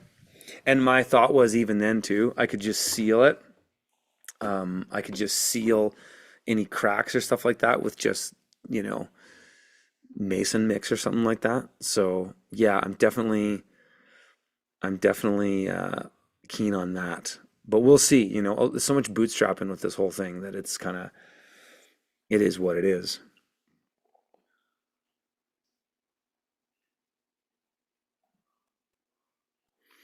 In Oregon, Mute says they're not quarrying as much lime, and so all the concrete work is cracking. That's interesting. I got a great concrete place here, so um, yeah, I've had no problems getting concrete when I want it. Um, Claudia says exactly. Register anything, give away your rights. Thank you again for the sign off information. We'll forward the video. Yeah, I mean, in my law workshop, that's the kind of stuff that I talk about in that stuff. If you follow me on X or on Telegram. I don't really promote that stuff on YouTube. I might mention it in a stream, but I don't share links to it or anything like that. So, but if you follow me on X or on Telegram, you see some of the law workshops that I do. I've got one coming up in Dundas next week. I got one in BC, in Kelowna in October, and then I got another one in Pickering, Ontario in November. But yeah. Um, Thoughts on homesteading in Indiana? I'm not really a fan of Indiana. I think it's too close to, it's just too metropolitan. It's like Ohio. It's just, there are parts of Indiana that are pretty good, like the further south you go. But I find generally it's like Illinois, Ohio, Indiana, they're not really great states for homesteading. But there's parts. But overall, I would say they're not great. Like Ohio is like the worst. Ohio is it's all suburban, peri-urban at best. There's very little rural. I prefer rural. So, in that area, Kentucky is way better. Even Western Pennsylvania is better. Um, you know, yeah, there's just better spots than Indiana. Like Kentucky's great. Kentucky, you can buy old Amish properties for cheap, and they're amazing. So, Jane said, could a senior plus woman register? Anybody could register for my event. Ugh, this is gross. These bugs are on my ankle. What the hell is that? Ugh, black flies. Yeah, of course you can register, but you don't get two for the price of one. You gotta come. I'm not giving any tick couples discounts. Everybody's got to pay if they want to come. And yeah, like, would I make this event cheap to come on my homestead? No, of course not. It's rare. I'm not doing this very often, and so. But the reality is, if people want to see the things that I'm going to show, and you're going to replicate them on a homestead, you're going to spend the amount of money on this workshop on like the forming of the concrete for your house. So, you know, it's it's not expensive in that regard. If you're very serious about homesteading and getting off grid, you got to spend money to make money, right? So, or you got to spend money to make it happen. So, it's not it's not expensive in that regard. I actually wanted to make it more expensive, but I thought, oh, let's make it cheaper because we're going to sell a lot of online tickets. So, you know, so we looked at it that way. Am I growing Korean pine nut trees? No, but maybe I should. Ontario is great except for land prices. Yeah, I'm not I don't really like Ontario for homesteading that much. Southern Ontario is not great. There's parts, Ontario's huge, so there's a lot of potential. Um, but I'm biased. I think BC is the best province in Canada. I still think that. It's just the topography, the clean air, the clean water, the amount of forest, um, the amount of access that's difficult from metropolitan areas. Like I think BC, I could do a whole video on BC. Maybe I should, but I think BC is hands down the best province in Canada for homesteading. Yeah, the price is horrible, but you can't get the privacy and the just like the whole unceded territory thing is the best thing about BC too. So when the politicians get up there and they go, well, before we start today's proceedings, we want to stand and acknowledge that we want to acknowledge that we're standing on the unceded territory. That blah blah blah. It's like this big social justice virtue signal. It's actually true, and I'll leave it there. The unceded territory. Go look up what that means. So it's actually true, and it's actually a good thing. And so there's very little jurisdictional authority in BC, and so that's why I like it here. Is that if you understand the law and you understand what that actually means, it's actually very empowering. And it doesn't have to be this big fear of UNDRIP and the UN and all this stuff. It's all BS. It's just fear mongering. BC is amazing for that. And prices are coming down, and they're about to really come down because they're not going to be able to hold off this 5-year mortgage rate cycle post 2019 when everybody bought at high prices and low interest rates. People are renewing right now, and it's a nightmare. So there's a lot of people right now who are behind on their mortgage payments, and there's about to become a tsunami of foreclosures. And so if you got cash and you're liquid and you got, um, uh, the ability to move those assets when the prices come down, you'll be good. Um, Having a banana tree outside sounds cool. I don't. I have a banana tree inside my pasta soil greenhouse. So in that's where my bananas are, in there. And I forgot. I was gonna make a post about it yesterday, but I didn't. I took photos of it, and then I didn't post it. But yeah. Um, Gail says, or Gally says, in BC, our land acknowledgement should acknowledge that we are on the future land of the Chinese. I don't think so. I don't think so. Um,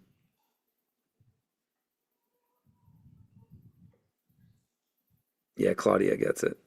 Um, the Nova Scotia locking down the forest. Do you think this will spread across Canada? I don't think they'll be able to pull it off in BC because of the unceded thing. So they won't be able to enforce the jurisdiction. However, um, when it comes to the authority of the state, it's only the authority you give them. So the golden goose of the matrix is the signature, is your John Hancock. And so as far as what they can do, it's like, yeah, what do you consent to? So yeah, they could try it. And it'll be just like COVID. If you're a sucker enough to believe it and you signed off and agreed, well then yeah, for sure. But that's the beauty of it all, is that the system only has the power you give it. And so, you know, do I have a lemon tree inside? No, I want to though. It's just funny. I contacted the people that bought my house in Kelowna because they still have them. And I asked, could I come and like take cuttings of everything? And they just, no response. So, yeah, if I were to do another citrus, I would do the only one that worked really well in that greenhouse was my kaffir lime tree. So I would do that. But I don't think I would do the Meyer lemons or anything like that because they just don't do well. It's too cloudy in the winter. And I do get probably twice as much sunshine up here in the winter as Kelowna does because I'm above the clouds. But yeah, I don't think I would do too many of them. My figs do really well. The bananas doing unbelievable. I can't wait to be eating bananas from that tree. It's doing very well. It's already like 5 feet tall, and I put it in. It was maybe 18 inches, and so it's growing very fast. So um, yeah. Well, the thing with Nova Scotia too. So you guys talking about the Nova Scotia thing? They do. They are seated. They do have the treaties there and stuff. I'm pretty sure it's all treaty land. So the jurisdictional power of the state in most provinces in Canada is very different. But BC is like literally no man's land.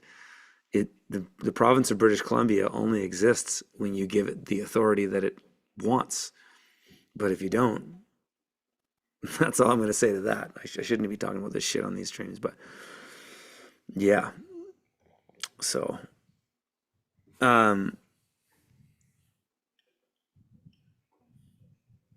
Andre says, do you think hempcrete was a secret to the past, and do you think it has a role in the future? You'll have to elaborate what you mean by that, Andre, the secret to the past. I don't know what that means. I know what hempcrete is. It's cool. Um, I wonder if aircrete's just better for its ease, but yeah, I mean, hempcrete is pretty neat. So, um, did I have a cutoff for my Bajanetry? I was going to. I did actually. I did. Well, if you guys watch Dean Sofer on or his channel's called the fuck's his channel called? Dean. He's got the Pasta Solar Greenhouse in Saskatchewan. Why can't I think of Dean's channel? Um, Arcopia. Dean came through a couple months ago and he brought me these banana trees. Two of them didn't survive, but the one did, and it was the shorter one, and so that's the one's taken off. And I split off a bit from it and propagated it, and it kept growing. So yeah, it's pretty cool. Um, yeah, Carly says, did you see the court order giving the Cowichan Band the rights to Richmond? Well, that's treaty land too, right? So that's not surprising to me. Having said that, I had a client text me that this morning. I haven't read it yet. So where is it here, Susan? Yeah, so we'll see. But yeah, I mean, that's the thing. All of Vancouver is going to be that way. That's why you got to get out of the Lower Mainland. Look at where the treaty land is, and get out. Get into the bush. I would get off the island. I would get out of the Lower Mainland. Um, yeah. So I would say, yeah, no surprise for me there. That's all going to fit in with that UNDRIP thing, but the rest of BC isn't. People just don't know the law. This is the thing. They don't understand. So, Rogue Spear, yeah, there's no chat on X. You just gotta retweet or comment and I'll see it. But there's almost 900 people on X. This is fucking awesome. Please, yeah, retweet the space guys, share it, whatever. Um, it's funny, like X, I don't know, X seems to have me shadow banned because like I don't seem to grow anymore. I had a period where I was just growing constantly on X, but now it just kind of stagnates. So that's okay. I'm a quality over quantity guy anyways, so um Claudia says, Amen. It's all about consent. Contracts with corporations, which you sign, which your signature via security bond, BC, stop willing or fully consent, fearfully consenting. That's just the thing. It's, people just sign up and are just, they think that the government owns them. And it does in some ways, but it's the devil's in the details. It's not all that simple. It's not like if you're a registered person, they can just carte blanche you. Because if they could, why would they ask you to sign anything? But they do. And so it's like what I say is that the matrix has three things that it needs. First of all, it needs you alive. That's why they don't just kill us outright. They need you alive because our will as creators creates the world around us. Then they need you to believe, and then they need you to consent. And so all those three things are kind of interconnected. But it doesn't stop and start at the person. People think the legal person is everything. It's not. Your consent and your will is everything. Any theory on? No. Somebody asked me about broccoli sprouts for the first time, and I'm noticing black spots on the leaves. Yeah, usually that's over watering with that kind of stuff. Um, Anne says my town has all year camping at the Conservation Authority Park, and started winter camping last year in Ontario. That's cool. Hey Sue from France, bonjour. Any art on your homestead tour would be wonderful. My wife's art, a lot in my house. Um, but yeah, not really on the homestead. Well, yeah, no, that's true. No, no, that's actually not true at all. Katie painted the cabin, and so she painted art all around it because it was just like covered in plywood, and I didn't have the money to side it, and so she's like, "Well, I'm going to paint it in the meantime." I said, "Okay, great." So yeah, there's a little bit of art on the homestead tour, you could say. Oh, those puppies are going nuts. Um, Man, we've had somebody says about rain. This has actually been the best summer I've ever seen in my life. Nice balance of rain. It's been unreal. Like it's been hot, but then we get periods of rain. It's almost been like what Ontario is normally in the summer. That's been our summer here. It's been incredible. So yeah, been pretty blessed to have that. Um, but yeah. Yeah, regarding the art, yeah, you would. You'll see some of her art for sure. Maybe you know what I'll do is I'll put some of it up. That's a great. Thanks for that suggestion. That's really beautiful. I'll put some of her art up in the Quonset. I'm gonna make a note to that. I like that. Thank you for that suggestion.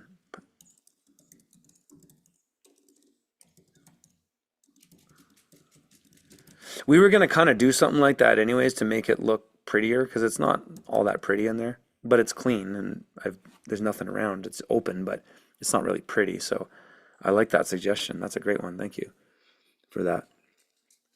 You know, Rogue Spirit, we have had not a lot of chemtrails this summer. It's like I mean, these might be some residual chemtrails you've seen in the background, but um, we haven't had a lot. They all kind of blow down south. So yeah. Um, Mile High Treetop says, "Do I put any swales in?" Not really, because swales don't work on my property because I'm on a mountaintop with bedrock. Instead of swales, I do terraces, and they're slightly off contour. So I do I guess you could call it a positive swale. So I make a terrace that slopes 1% out so that when I get flood rains, it just moves. Um, so yeah, I can't really do swales because I just don't have these huge deposits of clay here. So swales don't work for me in the Jeff Lawton style. Um, Boiling vinegar, I haven't felt the need to. You know, we'll see what these chemtrails do. Like they definitely are some, but because my prevailing wind comes so strong from the northwest that all these chemtrails go down to Spokane. And if you go to Spokane, it's brutal. Like it's so gray there all the time.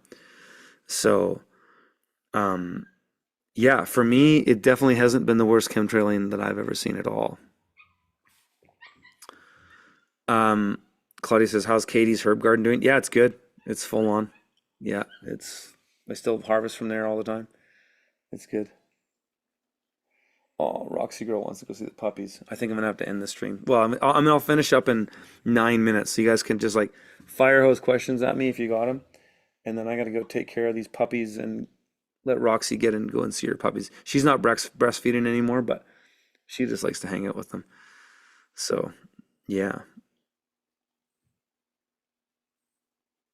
yeah, we don't get. Anne says something about worst chemtrails and tornado warnings. Yeah, fortunately, we don't get tornadoes in the mountains. It's nice. Man, I can't believe this X stream just keeps growing. This is amazing. Okay, Andre follows up with his comment about hempcrete.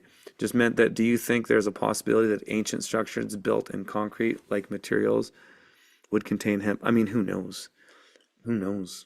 The ancients were building from stone and had some kind of advanced way of carving stone that was like hyper detailed. So I don't even think they used concrete, frankly. But yeah, I don't know. Has anybody used the Brighteon AI? It's pretty cool. Go to Brighteon.ai. Mike Adams built an AI that's like a truther AI, and it's fucking cool. I was asking it about Tartaria and stuff, and it was blowing my mind. I asked it about terrain, medicine, viruses and stuff. It was really cool. So as far as AI is concerned, there's one positive announcement. The Brighteon AI is pretty legit. I got a neighbor up here who also built a hardwired AI that's not online, and he updates it every now and then, but it doesn't go online, and so we can ask this AI questions and it doesn't feed the beast.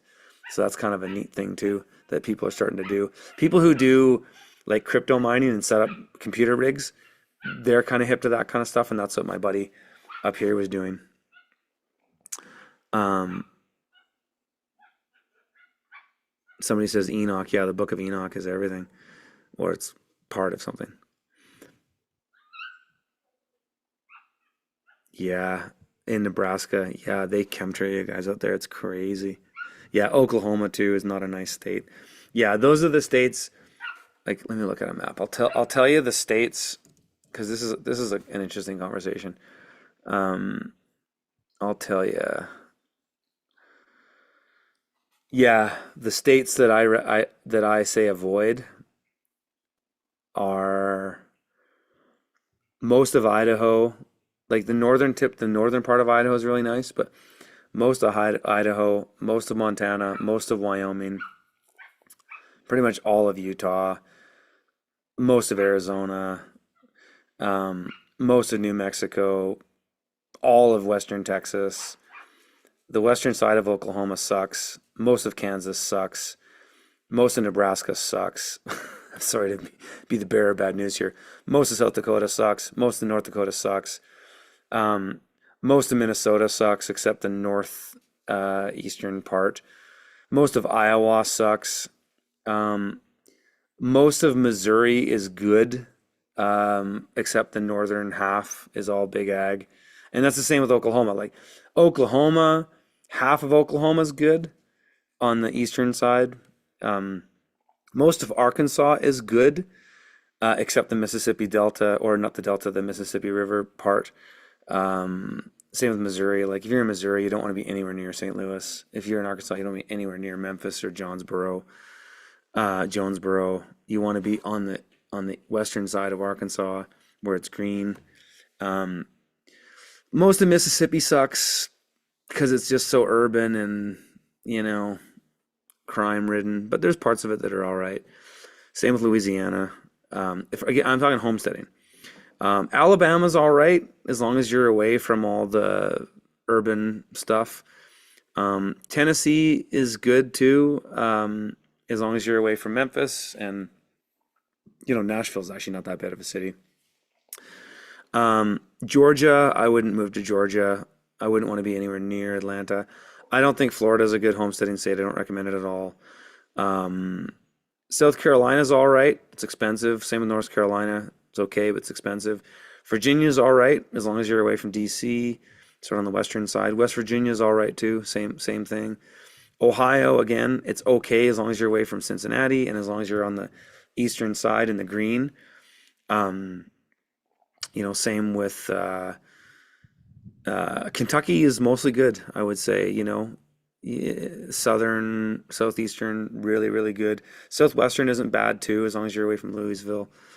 Um, Pennsylvania's quite nice on the eastern side and even on the northern side. New York State's great, believe it or not. On the western New York is amazing. Some of the best deals and homesteads in the U.S. are in western New York. Vermont's lovely. New Hampshire's lovely. Massachusetts is all right. It's just expensive. Connecticut, same thing. It's expensive. Rhode Island, expensive. Maine, lovely. Uh, you know, um, yeah. I mean, I skipped the West Coast, but you know, Oregon is okay. It's expensive. Washington's great, but it's really getting bad politically there. Yeah, I talked to a bunch of Washington homesteaders recently that are leaving because they're just pinching out the homesteaders. I used to say northeastern Washington is good, and it is, but it depends on how much of a rebel you want to be. And so that all depends. Northern California is great. Again, how much of a rebel do you want to be? Because the government sucks there. So, But yeah, I just kind of covered most of the states. Hawaii is lovely. Um, if you want to, if you can afford it. Alaska's lovely if you like the cold. But I'd say, the best states in the US, and Michigan's great too. Michigan's probably one of the best homesteading states in the US. Top of the mitten or just kind of on the western, northwestern Michigan.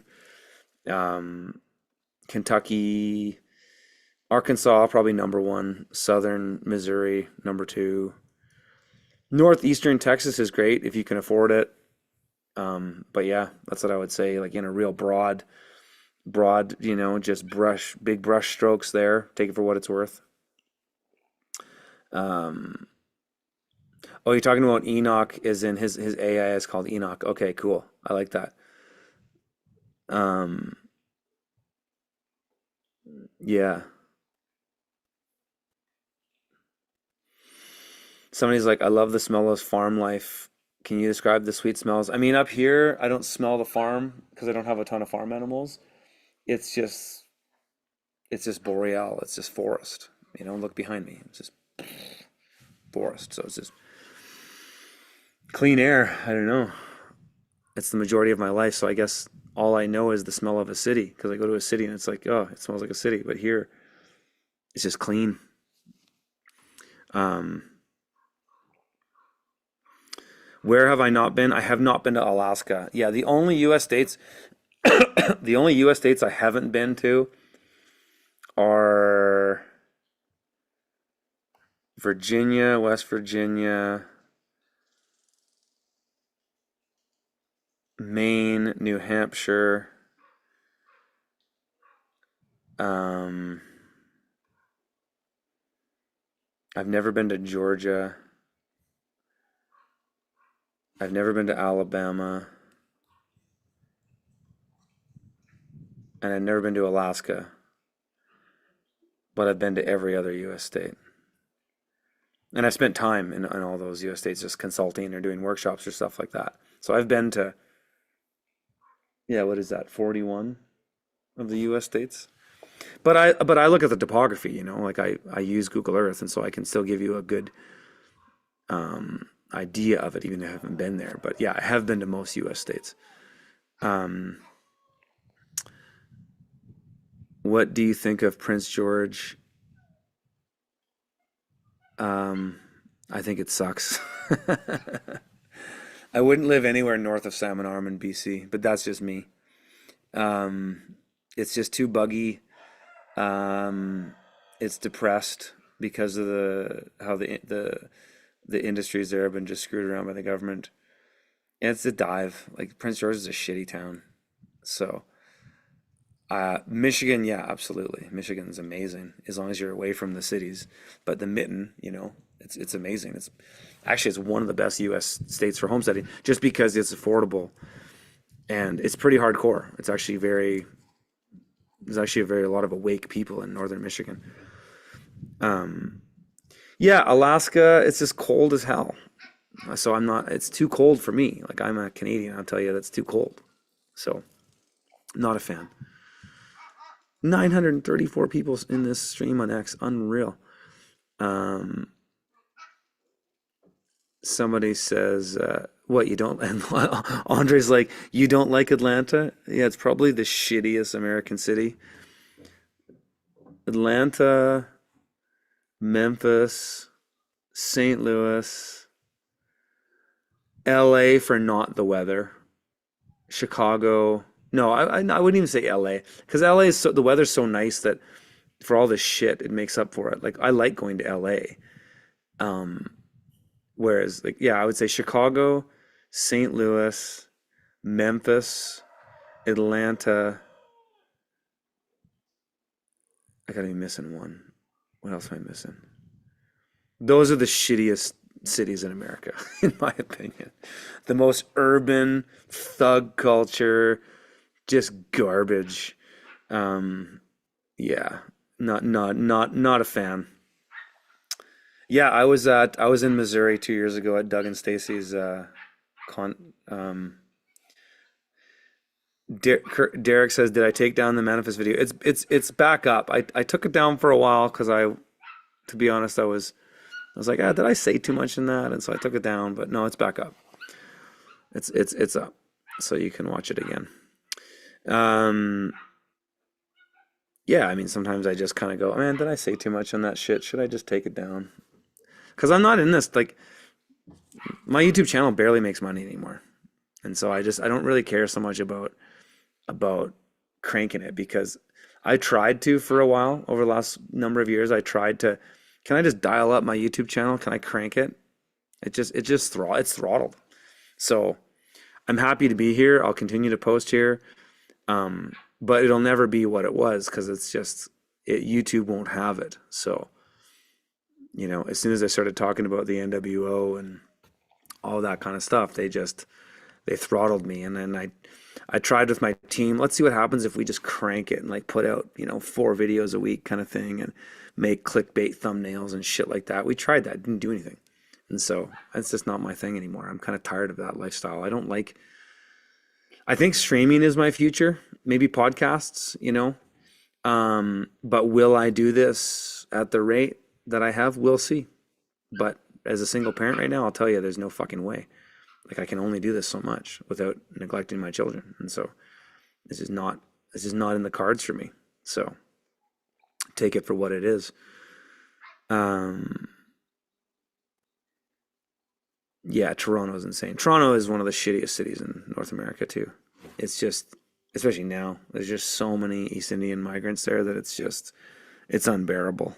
It's just like there's no Toronto that I grew up with, and I've been going to Toronto my entire life.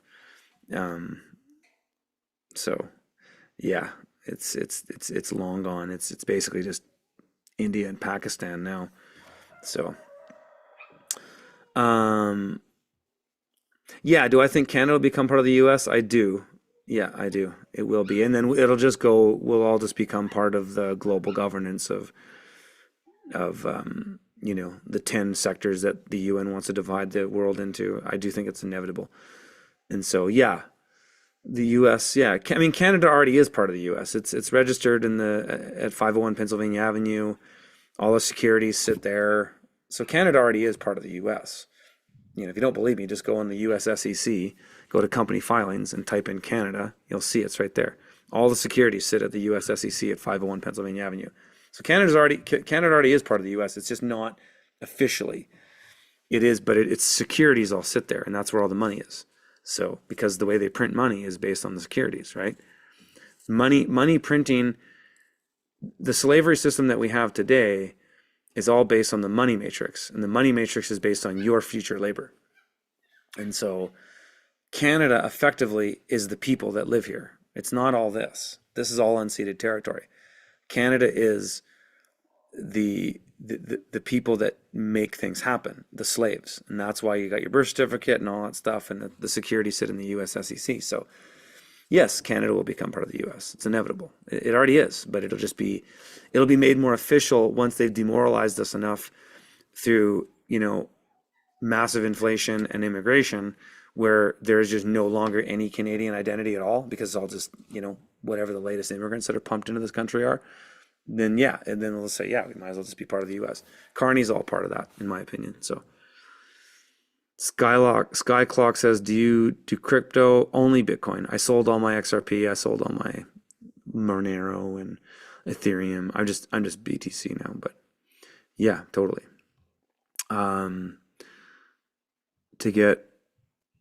To get big, you would have to be a cookie cutter and almost give up on your soul. I missed out what that comment was about, but Mute says, I miss liberty on the land. I would like to bring that back sometime because it was probably the most fun thing I've ever done. But I'll probably make it a paywall podcast just because I'd rather go deep on law, but you can't. You just can't online. It just doesn't work. If you want to be like Brandon Joe Williams, that's up to you, but I don't. And so I got kids and stuff, so I'm not. He does his thing, and I think he's a great guy. But I'm not doing that. So if I do Liberty on the Land, it'll be a paywall.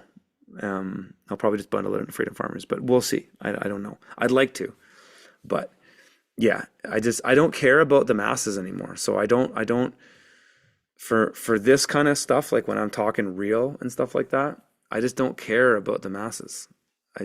I'd rather just focus on quality over quantity. And so yeah. So yeah, thanks for that reminder. I probably will actually.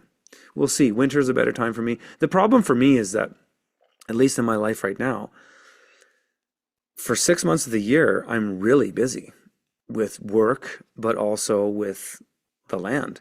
And so to manage a podcast and all that, it's really difficult. I'd rather just do it in the winter. But the problem with that too is that people don't like that. People want content all the time, and it just doesn't suit my lifestyle. And so I don't know. We'll see. Now that I'm a single parent, it's like everything's different. When I had my wife, I could do all kinds of things. But even in the last year that she was really sick, like I couldn't. And so I don't know. We'll see. I don't know exactly how my future is going to go. All I know is that I'm just kind of taking one day at a time. And, my new girlfriend is coming into the fold, and we'll see how that pans out with the family and stuff like that. But yeah, my life is just is a big question mark in a lot of ways. So, but I don't, I've set myself up that I don't, like, I could disappear from all this tomorrow if I wanted to. I don't need to do any of this anymore. I don't want to. I love putting out content. I love talking to you guys. I love hearing from people around the world. But I'm set up for when the shit hits the fan. And when the shit hits the fan, I'm just going to turn it all off. I'll just disappear. I don't need to make money online. I don't have any debt. I don't need to do any of this. I do this because I like doing it. But if the AI fucking thing gets too insane and you don't know what's real anymore, I'm gone. I'll just be gone. And if you want to get to know me, you'll have to come to one of my in-person workshops, because that's where I'm going. I'm going to go back to more live events and things like that. Because I just think with AI, my buddy Jesse Elder, he says it best. He's like, AI is going to always be better at being fake than you. And so because the algorithms are all controlled by AI, it wants you to be the fakest fucking person you can be, which is to just be a slave to the algorithm, post constantly, comment, just fucking engage, click, click, click. That's just not who I am. It's just not how I want to live my life. And so I don't need to do that. So I'm prepared to fully go into the private, and I'll do that as soon as I feel it's necessary. And then I'll be gone. And it won't matter to me.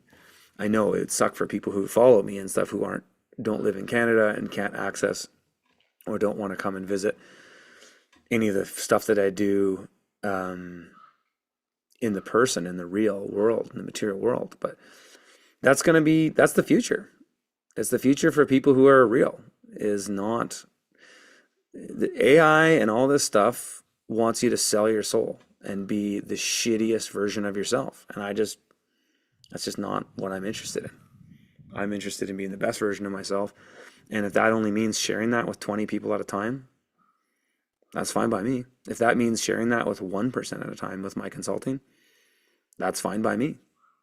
I've diversified myself over the COVID show so much that all of this could disappear tomorrow and it won't have any impact on my life whatsoever. I can just close all the gates, turn all the shit off, turn off Starlink, and just fucking live my life on the homestead.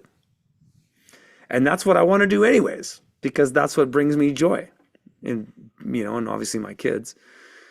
But, yeah, I just, the more the internet world has gotten shittier and shittier, the more I've just been like pulling and pulling further and further back, because I don't want to fucking kiss the ring of this bullshit system that wants you to be the fakest representation of yourself. It's just not my thing.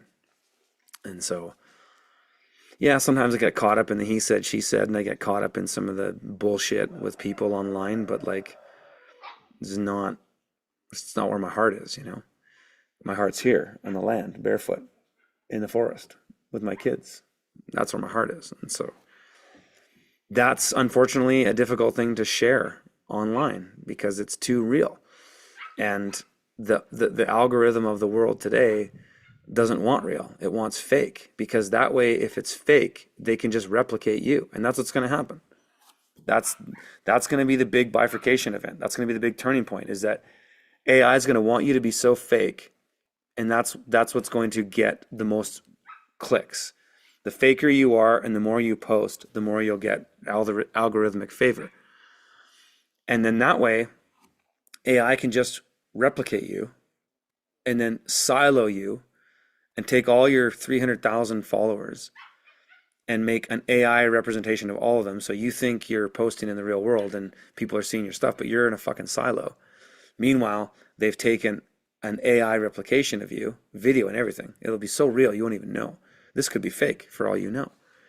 And then it'll just replicate that and just distort your message just enough so that you don't even know that you've been hoodwinked. And that's probably happening now.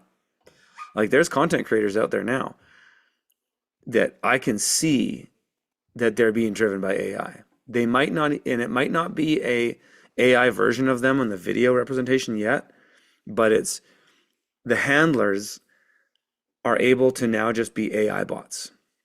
And so what's happening is that people you think are these like really popular content creators, I'm not going to name any names, but people that are really popular content creators, their handlers are all AI bots. And yeah, they might have some physical handlers around them too in the material world, but they're basically being driven by AI bots that are just in their chat groups telling them and encouraging them to do one thing or the other. And that's, I mean, I'm witnessing it. I can see it fucking day to day, and it's dark. And so I have no interest in going near that darkness, and it just makes me want to exit it. So, but we'll see. That might be what happens.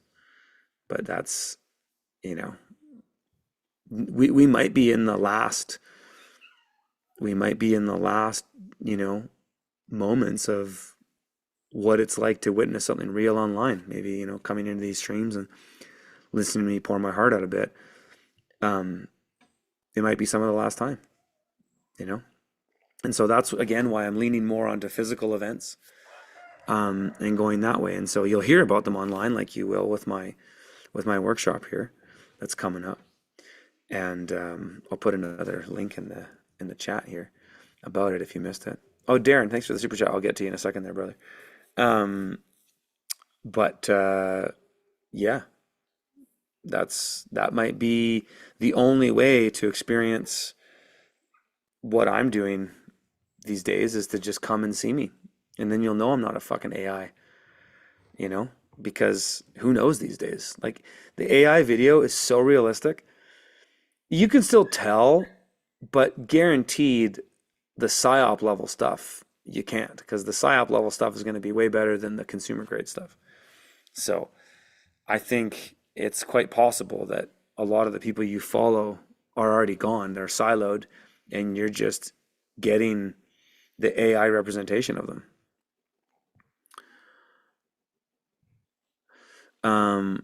Zoe in X says, are there any sites you recommend to help connect aspiring homesteaders? Yeah, freedomfarmers.com. That's exactly what our site does. Yes. We have a members group. We have a members map. That's exactly what our site does. There you go. Boom. She also said in X, how would you advise to fund/build a smallish homestead? Well, that's probably a complicated question that has a lot of answers to, based on what your life context is and where you're going with it all. So that's something we'll get into in the workshop. And actually, I'm going to put that in How to fund. I like that. I mean, how to fund is to run it like a farmstead is one way. How to fund the homestead build. There's a number of ways to do that. You can, run rental properties on Airbnbs and stuff like that, and there's so many ways to monetize your homestead. Actually, that's what I've done so much content over that over the years, but I'll put that in here too. I wrote a blog once on Medium where I wrote like 10 different ways to monetize your homestead or monetize your land. Okay, Darren, did you hear Australia is passing a bill that you can only use social media, including Google Maps, by logging in through facial recognition? Yeah, see, this is the thing. This is where it's going to go. There's going to be a great bifurcation, and this is where you might find that I'm just gone because I'm not going to do that. At the same time, I haven't read the statute, so the devil's in the details, as I say. God is in the fundamentals, but the devil's in the details, right? The Bible over here, and then Black's Law, or more like the Bible in my right hand, and then Black's Law over here. That's that's how it is. So we'll see. If there's an act for digital IDs and all that, we'll see. I'll read it. We'll see. I have a bit of a library angel. My friend Dawn Lester, she kind of switched me onto that term because I have this ability to read a statute and I can find in minutes a remedy. And so I've been kind of guided by this force that's pushed me in this direction. Because I've been doing law consulting for 4 years now, and I've just had this blessed journey. It's just been complete serendipity the whole time where, somebody comes at me with a statute and I go, okay, well, I'll look at it and I find something. And so I feel like God has been pushing me to go into that. And it's been really serendipitous and it's been a lifesaver for me in many ways. And so, we'll cross that bridge when we come to it. But I didn't hear that about Australia, but we'll see. When it comes to Canada, I'll read the statute and I'll tell you. How's the new lady? She's good. Yeah, we talk on the phone every day, and I'm going to see her in a couple days, and yeah, no, it's good. It's really good. So we'll see. You did. Somebody said, didn't you say you're leaving in 9 minutes? You're right. I am. I'm going to go soon.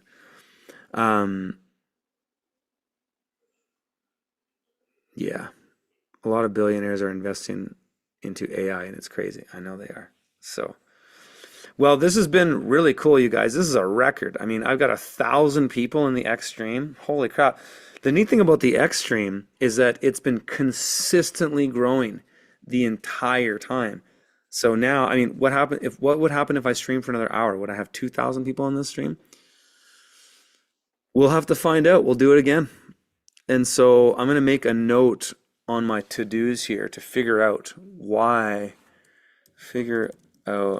how to use the chat in X. So I got to figure that out. That's on my list of to-dos. But yeah, you guys, thanks for joining me on this. This is cool. I can't believe there's 1,000 people on X. This is unreal. Yeah, on X, please share and like the stream and retweet it and get it out there. I mean, I'm curious how many people I don't know if you guys could give me like a thumbs up or something just by replying. How many people on X watching right now follow me on X? Because that's 1,000 people. Do all of you actually follow me on X? Be interested. If you don't follow me on X, please do. And yeah, I'm curious how many of you give me just like a yes or a thumbs up in the replies on X, because I don't know. Like, it's kind of crazy that there's 1,000 people. It's still growing. 1,000 people watching on X. I only have 100. Hasn't gone past 200 on this stream on YouTube. It's so crazy. So, yeah. Kester says, if you looked into the Statue of Westminster, of course, dude. Like 20 years ago. Yeah. Yeah, that's why Canada's not a country. It's a corporation. Claudia says, Curtis, can you do a homestead course with people coming to work/learn on your land, have small accommodations for selected people? I will do that eventually. For this one, I don't have the infrastructure for that. Like, people there is a handful of people who are coming to the workshop that know me personally, they can camp on my land, yes. Um, but I'm not comfortable, just to be totally forthcoming with you, I'm just not comfortable with people I don't know having camping on my land, knowing that I have kids, my kids here and stuff. But eventually I will do that, and there'll be a process for that. I've got a number of spots that I want to build A-frame cabins on. And so, yes, that is a plan. My plan is to continue to do events up here. John Bush and I are going to do some stuff together up here. Jesse Elder and I might do some stuff up here. Yes, yes, there is a plan for that, and so we'll see. Um, do you think a lady with an adult daughter can live an off-grid lifestyle? Yeah, I have multiple clients that exactly that. I have multiple clients, probably well over a dozen. I would even say, I was just thinking about it, like even my law clients or my land clients. Yeah, dozens. Dozens of my clients are, call it in their late 50s to early 60s who have an adult child that are on the homesteading journey. Absolutely 100%. Yes. I see that all the time. So, yes, for sure. Um, yeah, right on. Okay, so cool, guys. Um, thank you. Thank you for the super chats. Thanks for the comments. Thanks for the love. Thanks for the patience with me over the years, just not posting much and stuff like that. And yeah, I hope to see some of you guys come out to the homestead. I'll share it again in the chat here. It's also in the show notes of the YouTube video here. Um, I'll share it. I'll retweet it again here. Okay, a lot of people saying they follow me on X. Right on. I'll retweet it again on X. And so yeah, it's live. I've got had about a dozen people sign up here already in the first little bit of me doing this stream, so that's cool. Um, when will I stream next? I'm not sure. Let's see. Maybe we'll just set a date. Let me look at my calendar right now.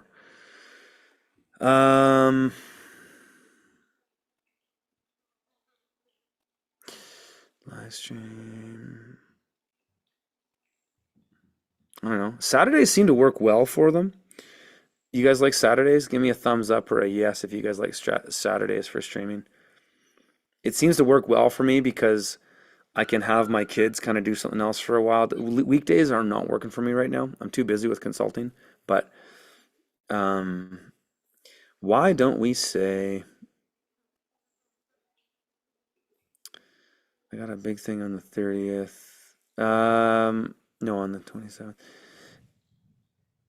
Yeah, why don't we do this? Let's just say this. We'll hammer it out right now. Let's do our next stream is going to be on the end of the month, 30th, August 30th, Saturday at 10 a.m. So we'll do that. And then I'll actually, after I'm done all this, I'll publish that. Look at this, 1,053 people watching on X. This is insane. So, I mean, at some point I might just completely switch over to X because I just can't believe, I mean, this seems to work. I can do both, right? And it seems to be sounding good on X. So I might just do it where I'll stream on my phone on X and then just do this. I'll continue doing this. But yeah, this is really cool. So yeah, next time I'll kind of sort out the chat too. And yeah, let's do that. And I appreciate all you guys who've been longtime followers. It's been amazing actually with I've had people who come to my law workshops and stuff who have been literally following me on YouTube for the last 11 years. They were early Freedom Farmers supporters and from the field and all that. So I'm so grateful for all you guys who've supported my work over the years and kind of been with me through the thick and thin, I've tried to just always wear my values on my sleeve and just be forthcoming about who I am and take it or leave it, and I appreciate all you guys' support. So yeah, thank you again. And yeah, so we'll do Saturday the 30th of August, next stream, 10 a.m. Pacific time. And thanks for prompting me to do that. And then again, yeah, if you want to come and visit my homestead, the link is in there. September 27th here. on the homestead. And then there's a mastermind event too that people can also sign up for. And yeah, you can watch it online too if you can't make the travel out here. And yeah, right on, folks. We'll see you in the next one.